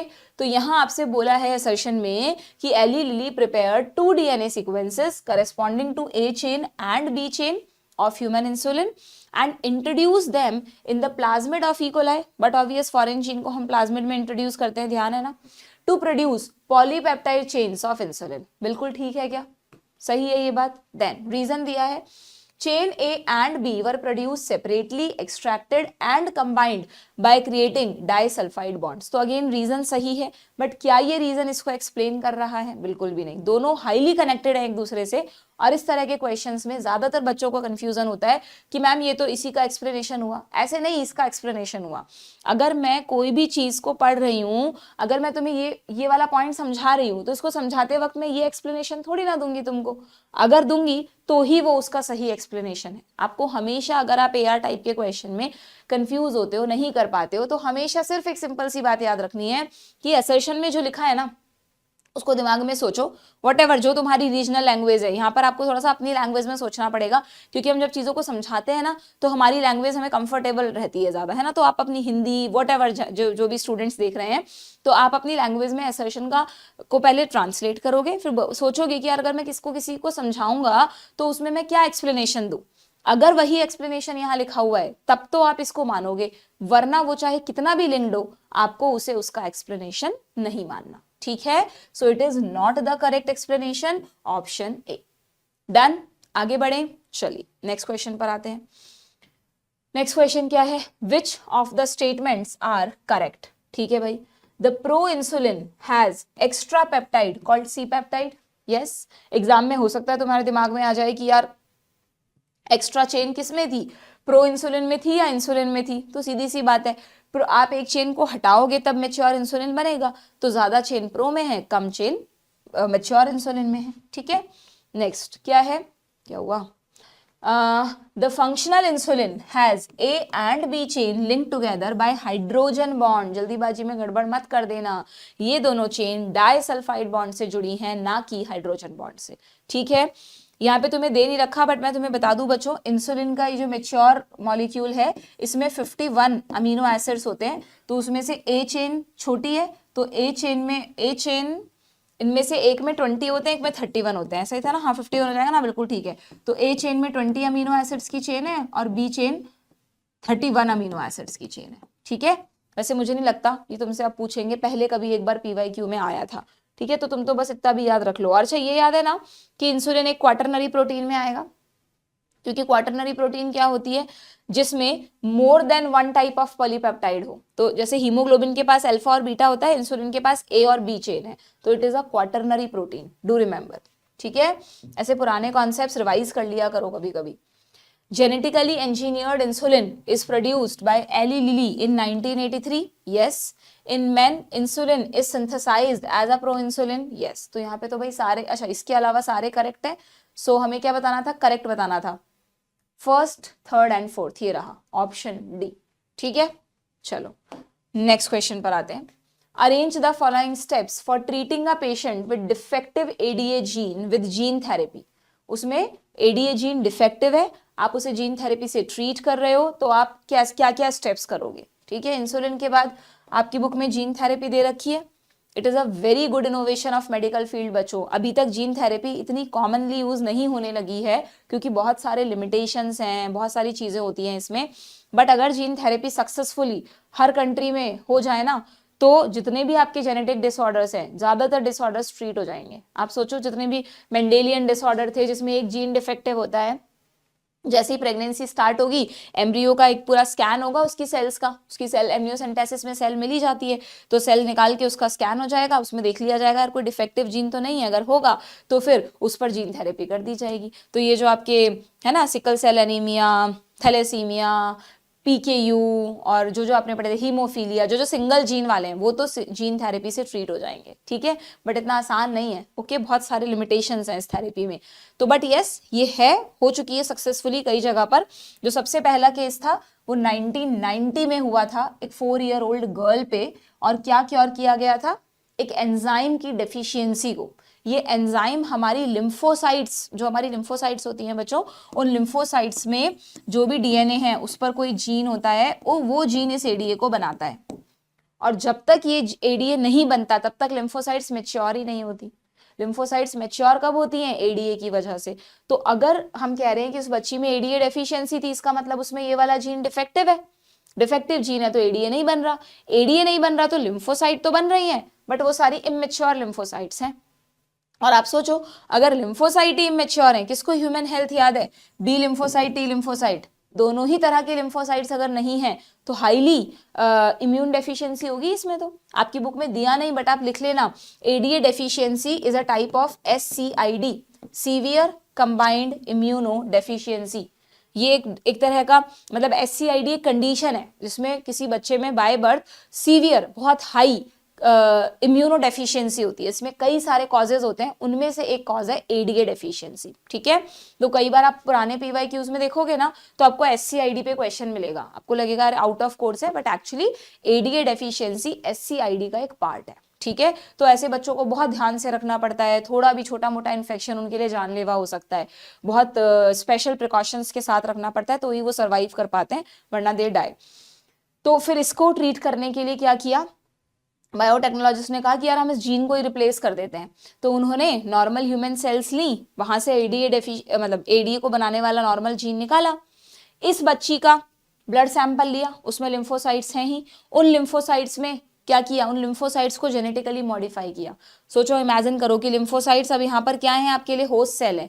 In lymphocytes को कल्चर मीडियम में रखा है जिससे ये जिंदा रहें। ठीक है, और इन लिम्फोसाइट्स में हम एक वेक्टर की हेल्प से हेल्दी जीन को डालेंगे। ठीक है, यहाँ पे वेक्टर का नाम भी दे रखा है, देखो रेट्रोवायरस दे रखा है, कहाँ गया? ये रहा, पढ़ा था ना हमने, एनिमल सेल्स के लिए रेट्रोवायरस के थ्रू भी एनिमल सेल्स में जीन को भेजा जाता है। तो lymphocytes human cell, animal cell ही तो हैं, तो उनमें रेट्रोवायरस के थ्रू जीन को भेजा। एक सेल में नहीं, कई सेल्स में ऐसा कर दिया। अब ये जो जेनेटिकली मॉडिफाइड लिम्फोसाइट्स हैं, इनको उस बच्ची में वापस डाल दिया। तो जब तक ये लिम्फोसाइट्स उस बच्ची में जिंदा रहेंगी, लिम्फोसाइट्स कोई इमॉर्टल सेल्स तो है नहीं, और ना ही ये डिवाइडिंग है, डिवाइडिंग तो वहां होती है बोन मैरो में, तो जब तक ये रहेंगी तब तक ये तो मैच्योर हो जाएंगी एडीए की वजह से, और बच्चे की इम्यूनिटी अच्छी रहेगी। बट फिर जैसे ही ये लिम्फोसाइट्स मर जाएंगी, फिर से आपको ये वाला ट्रीटमेंट देना पड़ेगा। तो अगर बर्थ के बाद हम जीन थेरेपी देते हैं, तो क्योंकि हमारी बॉडी की सेल्स इमॉर्टल तो है नहीं, तो हमें जीन थेरेपी भी बार बार रिपीट करनी पड़ती है, और अगेन इससे पेशेंट को डिस्कम्फर्ट तो होता ही है। तो इसलिए यहाँ पर ऐसा लिखा है कि जब तक आप इस थेरेपी को अर्ली एम्ब्रियोनिक स्टेज में नहीं करेंगे, तब तक ये परमानेंट क्योर नहीं है, आपको बार बार रिपीटेडली जीन थेरेपी देनी पड़ेगी। बट अगर अर्ली एम्ब्रियोनिक स्टेज में, इस बच्ची के बर्थ से पहले अर्ली एम्ब्रियो में, वो भी है ना, लेटर एम्ब्रियो में तो इतनी सेल्स हो चुकी हैं बॉडी में कि आप सबको मॉडिफाई नहीं कर सकते, जितना अर्ली स्टेज पर जीन थेरेपी होगी उतना ही it could be a permanent cure, आपको रिपीट नहीं करना पड़ेगा। क्योंकि एम्ब्रियोनिक स्टेज में तो क्या है, डिवाइडिंग सेल्स है, वहीं पर आपने जीन को रिप्लेस कर दिया तो बहुत अच्छी बात है, ठीक है। तो ये सब चीजें इसमें दे रखी है। प्लस इसमें ये भी बता रखा है कि एडीए डेफिशिएंसी, जब तक हमारे पास जीन थेरेपी नहीं थी या अभी भी, एडीए डेफिशिएंसी को क्योर करने के दो तरीके और हैं। एक तो टाइमली इस डिजीज में बच्चे को इंजेक्शन लगाया जाता है, enzyme replacement therapy, ADA enzyme को लेबोरेटरी में बनाकर एडीए का इंजेक्शन लगाते रहो बार बार, वो लिम्फोसाइट्स को मैच्योर करवाएगा। और दूसरा बोन मैरो ट्रांसप्लांट। हालांकि आपको मैंने कई बार कह रखा है कि transplantation is not an easy procedure, चाहे वो किडनी ट्रांसप्लांट हो, कोई भी ट्रांसप्लांट हो, ट्रांसप्लांट में उस ऑर्गन, उस पार्ट के रिजेक्ट होने के चांसेस बहुत ज्यादा होते हैं। किसको याद है, which immunity is responsible for graft rejection, CMI या AMI? CMI, cell mediated immunity. तो ट्रांसप्लांटेशन में सबसे पहले तो डोनर मिलना मुश्किल है जिससे हमारा एंटीजेंस मैच कर जाए, फिर मिल भी जाए तो लाइफ टाइम पेशेंट को इम्यूनोसप्रेसेंट्स खाने पड़ते हैं उस ऑर्गन को रिजेक्ट होने से बचाने के लिए ना, तो it's not an easy procedure. तो एडीए डेफिशिएंसी को क्योर करने का जो सबसे अच्छी थेरेपी है वो जीन थेरेपी है, बट अगेन वो भी तब हाईली इफेक्टिव है जब अर्ली एम्ब्रियोनिक स्टेज पर कर दी जाए। बस यही सब इसमें बता रखा है, ठीक है।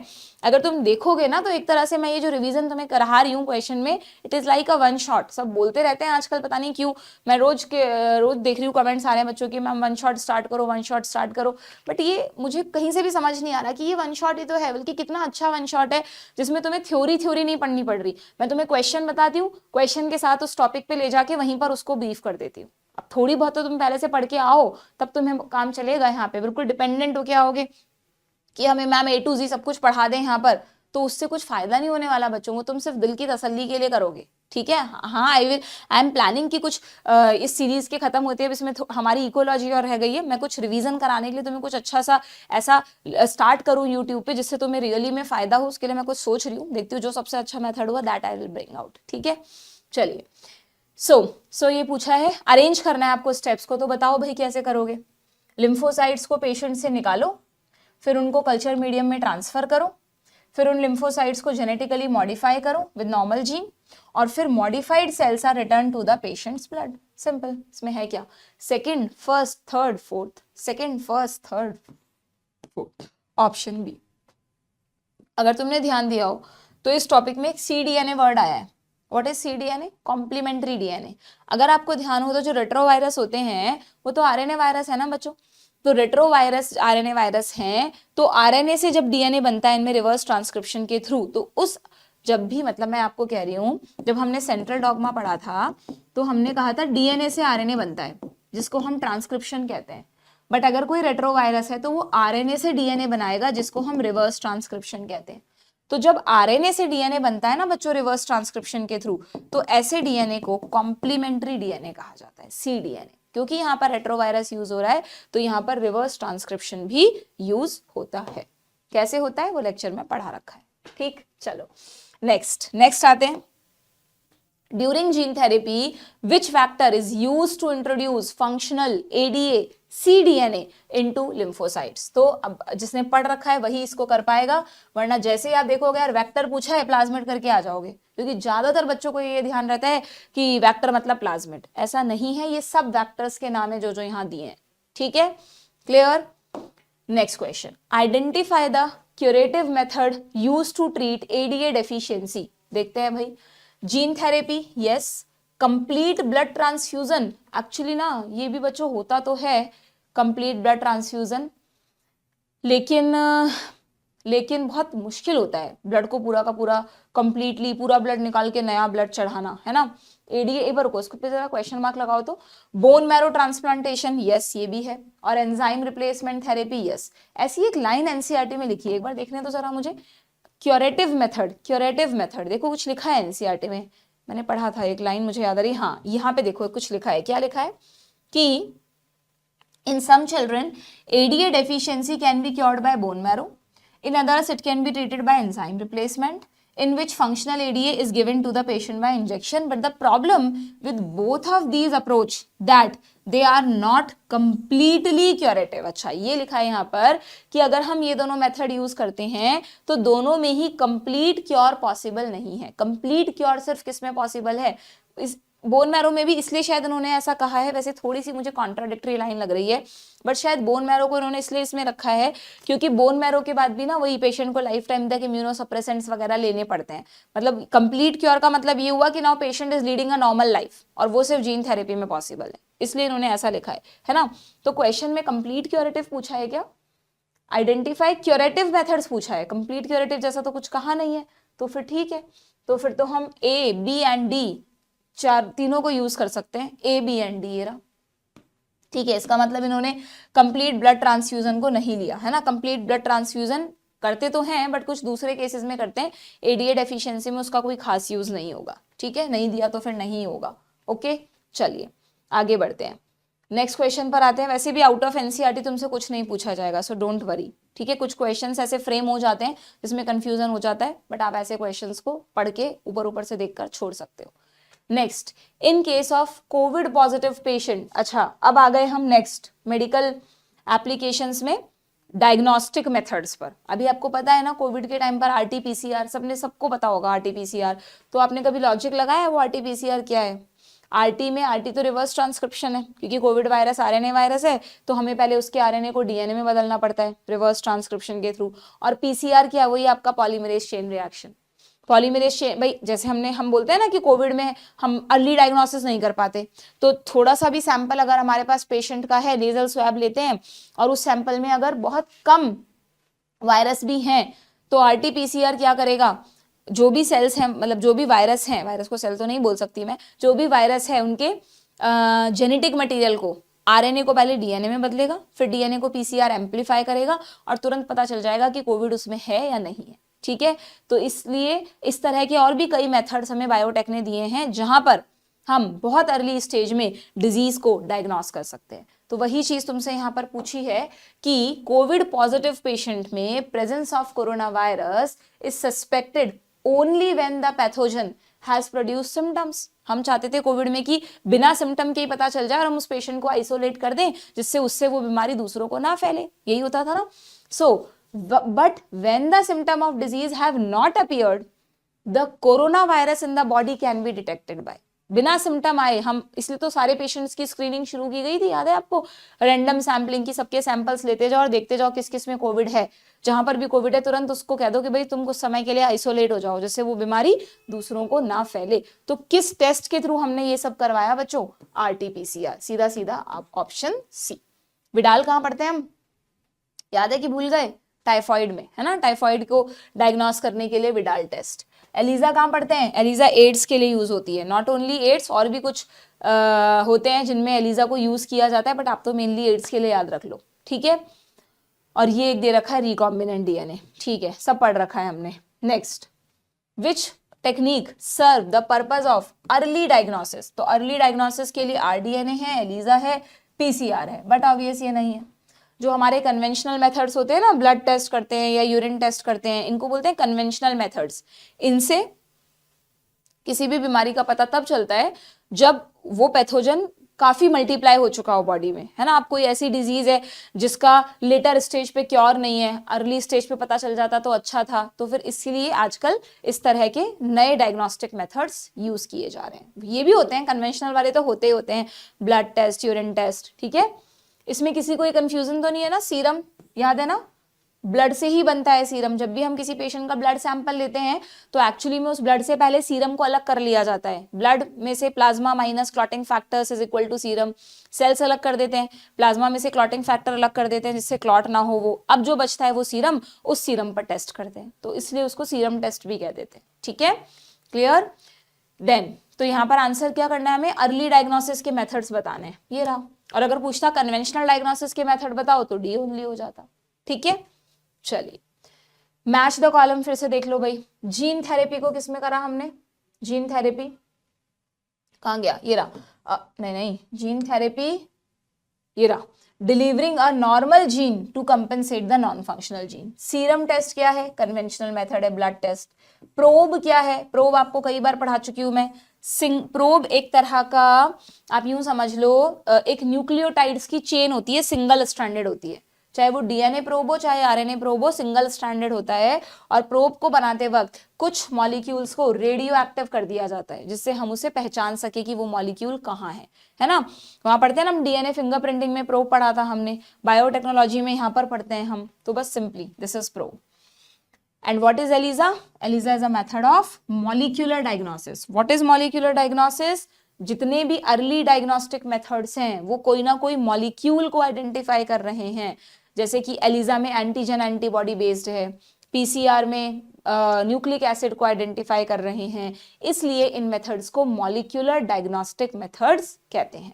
डू रिमेंबर, यही छोटी छोटी चीजें हैं बच्चों जिन पे तुम्हारा ध्यान नहीं जाता और फिर एग्जाम में पूछ लिया जाता है। ऑप्शन ए, क्योंकि ए का 1 एक ही में है। डन, ठीक है। देन हो गया क्या, टाइम हो गया काफी, कितने क्वेश्चन बचे हैं इसके, इस चैप्टर के वैसे ज्यादा क्वेश्चन है नहीं, लो 5-6 क्वेश्चन ही और बचे हैं, करके खत्म करें इसको। देखें कितना हो गया टाइम, ठीक है थोड़ा सा और कर लेते हैं, खत्म करते हैं इसको हम। Find out the wrong statement, wrong statement बताना है भाई, बता दो रॉन्ग स्टेटमेंट क्या है। अच्छा सीधा अब यहाँ आ गए, मेडिकल एप्लीकेशंस पूरी हो गई, अब इस चैप्टर में बचा ही क्या, अगला सेशन लूंगी भी तो वो मुश्किल से 15-20 मिनट का होगा, थोड़ा सा और टाइम दे दो अपना। हाँ चाहो थोड़ा सा एक पॉज ले लो, दिमाग सैचुरेट हो गया हो तो तुम्हारा, इतनी जल्दी होना तो नहीं चाहिए। ठीक है चलो, तो ट्रांसजेनिक एनिमल्स वाला पूरा थ्योरेटिकल टॉपिक है, इसमें सब पढ़ा रखा है मैंने तुम्हें, पूरा आपको याद करने की जरूरत नहीं है। ज्यादातर टाइम क्वेश्चन इस पे पूछा जाता है, ये कि जो हमने ट्रांसजेनिक एनिमल्स बनाया उसमें रोजी काऊ है ना, रोजी काऊ ये रहा, तो रोजी काऊ को 1997 में बनाया गया था और इसमें ऐसा जीन इंट्रोड्यूस किया गया जिसकी वजह से ये जो मिल्क देती है उस मिल्क में ह्यूमन प्रोटीन एनरिच्ड मिल्क है, उस मिल्क में ह्यूमन प्रोटीन प्रेजेंट होती है। कौन सी human protein, lactalbumin, alpha lactalbumin, कहाँ गई ये रही, alpha lactalbumin. Please do not mix this concept with this one. Antitrypsin अलग है, एंटीट्रिप्सिन का मिल्क में क्या काम, मिल्क लैक्टोज लैक्ट एल्ब्यूमिन, ठीक है। एंटीट्रिप्सिन एक अलग केस है, एंटीट्रिप्सिन बनाने वाले जीन को हमने किसी और में डालकर, यहाँ पे दिया नहीं है जहां तक मुझे ध्यान आ रहा है, शिप को ट्रांसजेनिक किया था है ना, उसके थ्रू हमने अल्फा 1 एंटीट्रिप्सिन बनाया और जिसको कि एम्फाइसीमा। भाई एंटीट्रिप्सिन एक तरह का यूं समझ लो एंटी इन्फ्लामेटरी है। एम्फाइसीमा में आपको पता है एल्वियोलाई में इन्फ्लेमेशन हो जाते हैं, एल्वियोलाई की वॉल का लाइसिस होने लगता है, तो एम्फाइसीमा से रिलेटेड है एंटीट्रिप्सिन और रोजी काऊ से रिलेटेड है लैक्ट एल्ब्यूमिन। अगर इसकी तुमसे ये पूछ ले, अमाउंट पूछ ले तो 2.4 ग्राम पर litre of milk.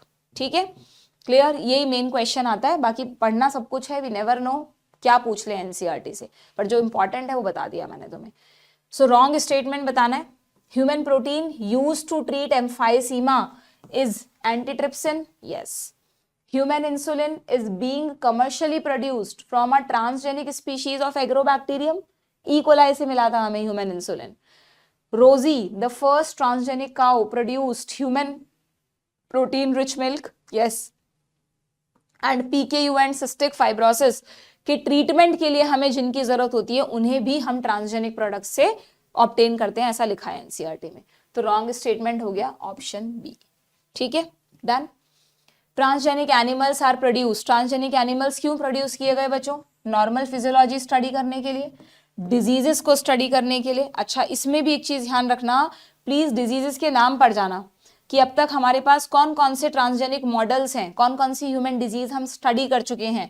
Cancer, cystic fibrosis, rheumatoid arthritis, autoimmune disease, Alzheimer's, है ना। न्यूरॉन्स जैसे जैसे ओल्ड एज होती है न्यूरॉन डिजनरेट होने लगते हैं, याददाश्त कमजोर होने लगती है, एल्जाइमर्स, कई मूवीज बनी है इस पर। तो इन सबको हमने ट्रांसजेनिक एनिमल्स के थ्रू स्टडी किया है।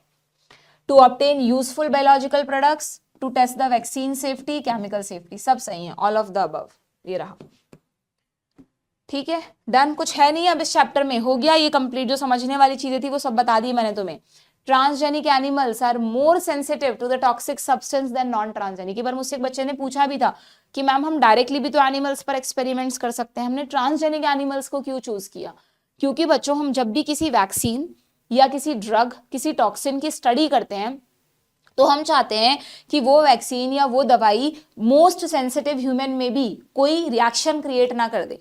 तो अब वो उस सेंसिटिव ह्यूमन, मतलब उस सेंसिटिव नेचर के लिए कुछ जीन्स रिस्पॉन्सिबल होते हैं, तो हम उन जीन्स को एनिमल्स में डालते हैं, तो वो एनिमल भी मोस्ट सेंसिटिव बन गया, और तब उस ड्रग को या उस वैक्सीन को टेस्ट करके देखते हैं कि मिनिमम कितनी कॉन्सेंट्रेशन पे ये कोई रिएक्शन क्रिएट नहीं करेगा। अगर बार बार किए जा रहा है तो फिर ऐसा बोल दिया जाता है कि नहीं यार अभी इसको और फॉर्मुलेट करो, या सेंसिटिव लोगों को में इसको नहीं देना, इसका एलर्जी टेस्ट होना चाहिए। ठीक है, बहुत डिटेल की बातें हैं, तुम्हें समझ में नहीं आएंगी ज्यादा, बट यस ये बिल्कुल ठीक बात है। Okay, then useful biological products can be produced by introducing the portion of DNA यानी gene which code for a particular product into transgenic animal। क्या कह रहा है ये इतना कॉम्प्लिकेटेड सी लाइन में?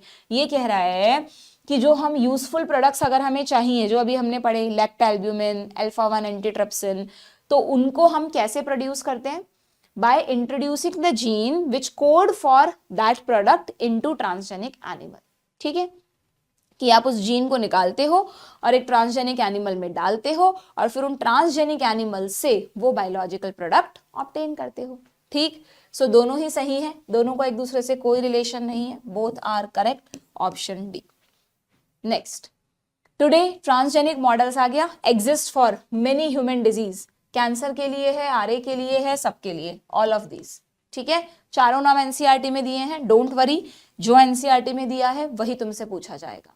ठीक है, चलिए, तो ये हो गया आपका चैप्टर खत्म। सिर्फ एक छोटा सा टॉपिक इस चैप्टर के लास्ट में है, एथिकल इश्यूज, जिसमें या तो जीईएसी पे क्वेश्चन आ जाता है, इसकी फुल फॉर्म सबको पता है, जेनेटिक इंजीनियरिंग अप्रूवल कमेटी।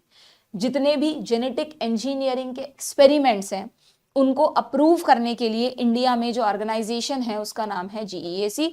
बिना इसके अप्रूवल के कोई भी प्रोडक्ट ना तो उसको पेटेंट मिलता है, ना वो मार्केट में लॉन्च हो सकता है। ठीक है, बायो पेटेंट्स देते हैं ये।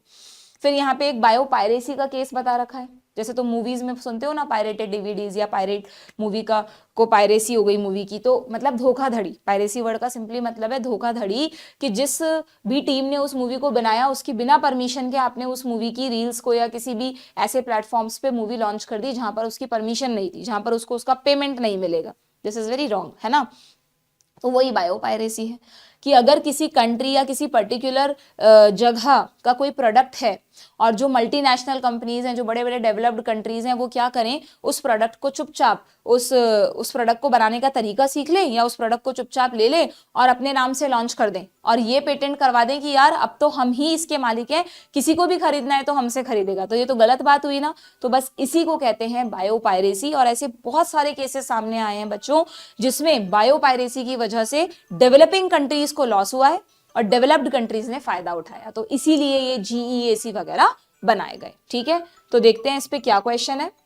Common term used to refer the use of bioresources by MNCs and other organisation. मान लो उनको यूज कर रही हैं एमएनसीज, कैसे यूज कर रही हैं?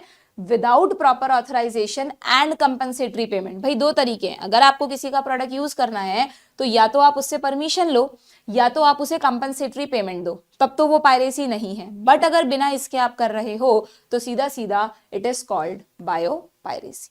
ठीक है, क्लियर। नेक्स्ट क्या है? विच statement is correct about GEAC? GEAC क्या करता है? It will make decision regarding the validity of research, कि वो रिसर्च सही है कि नहीं है। It will make the safety of introducing GM organism for public services, बहुत जरूरी है। क्या पता कोई ऐसा प्रोडक्ट, कोई ऐसा जेनेटिकली मॉडिफाइड ऑर्गेनिज्म बन जाए जो आगे जाके खतरा है, ठीक है। It will evaluate the morality of human activities in GM research, morality बहुत जरूरी है बायोटेक में, ठीक है। So all of the above, सीधा सीधा क्वेश्चन है। देन ये वही बायोपायरेसी का एक केस डिस्कस किया हुआ है एनसीईआरटी में, बासमती राइस का, ठीक है। उसी से रिलेटेड क्वेश्चन है, वैसे बहुत ज्यादा नहीं पूछते कि भाई 27 डॉक्यूमेंटेड वेराइटीज जो कि इंडिया में ग्रो की जाती हैं, यस। 97 में एक अमेरिकन कंपनी ने इंडियन बासमती राइस को अपने नाम पर पेटेंट कर लिया था, बिल्कुल सही है, देख लो 1997 में ही किया था ना, कब किया था, ये रहा 1997 में, ठीक है। तो yes, both are the correct one. एक लास्ट क्वेश्चन और है, ये डायग्राम बेस्ड क्वेश्चन है, इस चैप्टर में ज्यादा डायग्राम तो है नहीं, तो बस इंसुलिन वाले डायग्राम से आ सकता है, तो तुम देख लो, this is proinsulin, mature insulin, तो पूछा क्या है, अच्छा ये ए क्या है, ये फ्री चेन हो गई है, ये प्लस कर दिया, दोनों तो जुड़ी हुई हैं आपस में, तो ये तो ए और बी है, और प्लस का मतलब जो अलग हो गई है, जैसे प्रोडक्ट बनाते हो ना तुम, दिस प्लस दिस, वैसे तो जो फ्री चेन है वो क्या है, this is polypeptide chain, C, option C. And यहां पर हो गए आपके क्वेश्चंस खत्म, ठीक है। तो भाई लो, बायोटेक्नोलॉजी पूरी रिवाइज हो गई हमारी, क्वेश्चंस कर लिए हमने, बट वही जो मैं हमेशा कहती हूँ तुम्हें, ये मेरी तरफ से कंप्लीट हुआ है, तुम्हारी तरफ से नहीं। तुमने तो अभी सीखा है कि क्वेश्चंस कैसे किए जाते हैं। Now you have to do your own question practice, आपको खुद से क्वेश्चंस करने होंगे, थोड़े बहुत डिटेल में करने होंगे, कुछ को टाइम बाउंड प्रैक्टिस करनी होगी, एनालिसिस करना होगा कि कितने सही हो रहे हैं, कितने गलत हो रहे हैं। गलत हो रहे हैं तो उन टॉपिक्स पे वर्कआउट करना होगा, पूछना होगा अपने टीचर से, या मुझसे यहाँ कमेंट बॉक्स में पूछ सकते हो, ऑलवेज फ्री। तो आपको जब ये सब मेहनत करोगे तब आपकी ड्यूटीज कंप्लीट होंगी, तब आप कह सकते हो कि yes I did my 100% efforts, ठीक है। तो ये सब तुम कर लेना, बायोटेक को लाइटली मत लेना, बहुत अच्छी कंसेप्चुअल यूनिट है, 9 से 10 क्वेश्चन आते हैं। अगेन मैं कहूंगी, एक बार अगर ढंग से पढ़ लिया इस यूनिट को तुमने टाइम निकाल के, तो इसके तुम्हारे सारे क्वेश्चन सही होंगे, ठीक है। तो यहाँ पर हमारा लगभग बहुत मतलब पूरा 11 से हम सारे चैप्टर करते आ रहे हैं, एक्सेप्ट इकोलॉजी, पूरा सिलेबस कंप्लीट हो गया है। तो नेक्स्ट सेशन में will start with the ecology, जिसमें जो आपके 3 चैप्टर्स हैं, ऑर्गेनिज्म, इकोसिस्टम एंड बायोडाइवर्सिटी, उन्हें हम 1 बाय 1 करेंगे। इकोलॉजी जनरली स्टूडेंट्स छोड़ के रखते हैं कि लास्ट में पढ़ लेंगे, तो प्लीज अगर तुमने ऐसा कर रखा है, प्लीज बच्चों से पढ़ लेना। न कहीं से नहीं पढ़ पा रहे हो तो NCERT line to line series में मैंने सिर्फ एनसीईआरटी से लाइन टू लाइन चीजें पढ़ाई हैं तुमको, वहां से पढ़ लेना। और लास्ट टाइम नहीं आएगा, जो तुम्हें करना है अपना सिलेबस वो जनवरी में निपटा लो। फरवरी और मार्च जो है वो पूरे के पूरे रिवीजन के लिए रखने, और अप्रैल में, मतलब टेस्ट तो तुम अभी दे ही रहे हो, बट अप्रैल में लगातार बस फिर टेस्ट देते जाना है। इस तरह से करोगे तो ही वो एक फुल प्रूफ प्रिपरेशन होगी, वरना फिर वही होगा कि मैम कहाँ कमी रह गई, हमें कोई पहले बता देता तो हम ऐसा कर लेते। तो जैसे जैसे तुम्हें बता रहे हैं, हम गाइड कर रहे हैं, वैसे प्लीज फॉलो करो, तो तुम्हें उसका बेनिफिट मिलेगा, ठीक है। अभी और हाँ प्लीज एक चीज और, कि वैसे तो जैसे जैसे फॉर्म्स आते हैं हम आपको बताते हैं, बट फिर भी तुम्हारे इन दिनों में जो भी तुम्हें लगता है ना, कोई भी फॉर्म तुम्हें लगे कि यार इसका निकल गया, भरना है, ऐसा नहीं है कि हमें सिर्फ नीट का ही फॉर्म भरना है। नीट का तो तुम भरोगे ही भरोगे डेफिनेटली, है ना, वो तो कोई है ही नहीं तुम्हारा अलग से ऑप्शन। बट फिर भी अगर तुम्हें कोई भी फॉर्म तुम्हारे सामने आता है, वैसे फरवरी में ज्यादातर फॉर्म्स आएंगे, फरवरी मार्च में, अभी भी कोई आता है तो प्लीज ऐसा नहीं सोचना कि हमें तो कोई प्लान बी नहीं चाहिए। आज के अनसर्टेन टाइम में आपके पास हमेशा एक प्लान बी होना चाहिए। फॉर्म भर के रखो, एग्जाम दे देना, फिर मन नहीं है तो मत लेना एडमिशन, आप नीट दोबारा ड्रॉप कर लेना, नीट में हो जाए तो बहुत ही अच्छी बात है, whatever you want to do, but हमेशा अपने हाथ में एक ऑप्शन सेफ रखना जरूरी है। तभी तुम देखना मेंटली इतने स्ट्रेस फ्री रहोगे ना, तुम्हें लगेगा कि हाँ यार मेरे पास तो बहुत सारे ऑप्शन है। ओके तो अच्छे से अपनी पढ़ाई करो, कोई भी दिक्कत है कमेंट बॉक्स में पूछो, I will be always there to reply you. Okay, good bye.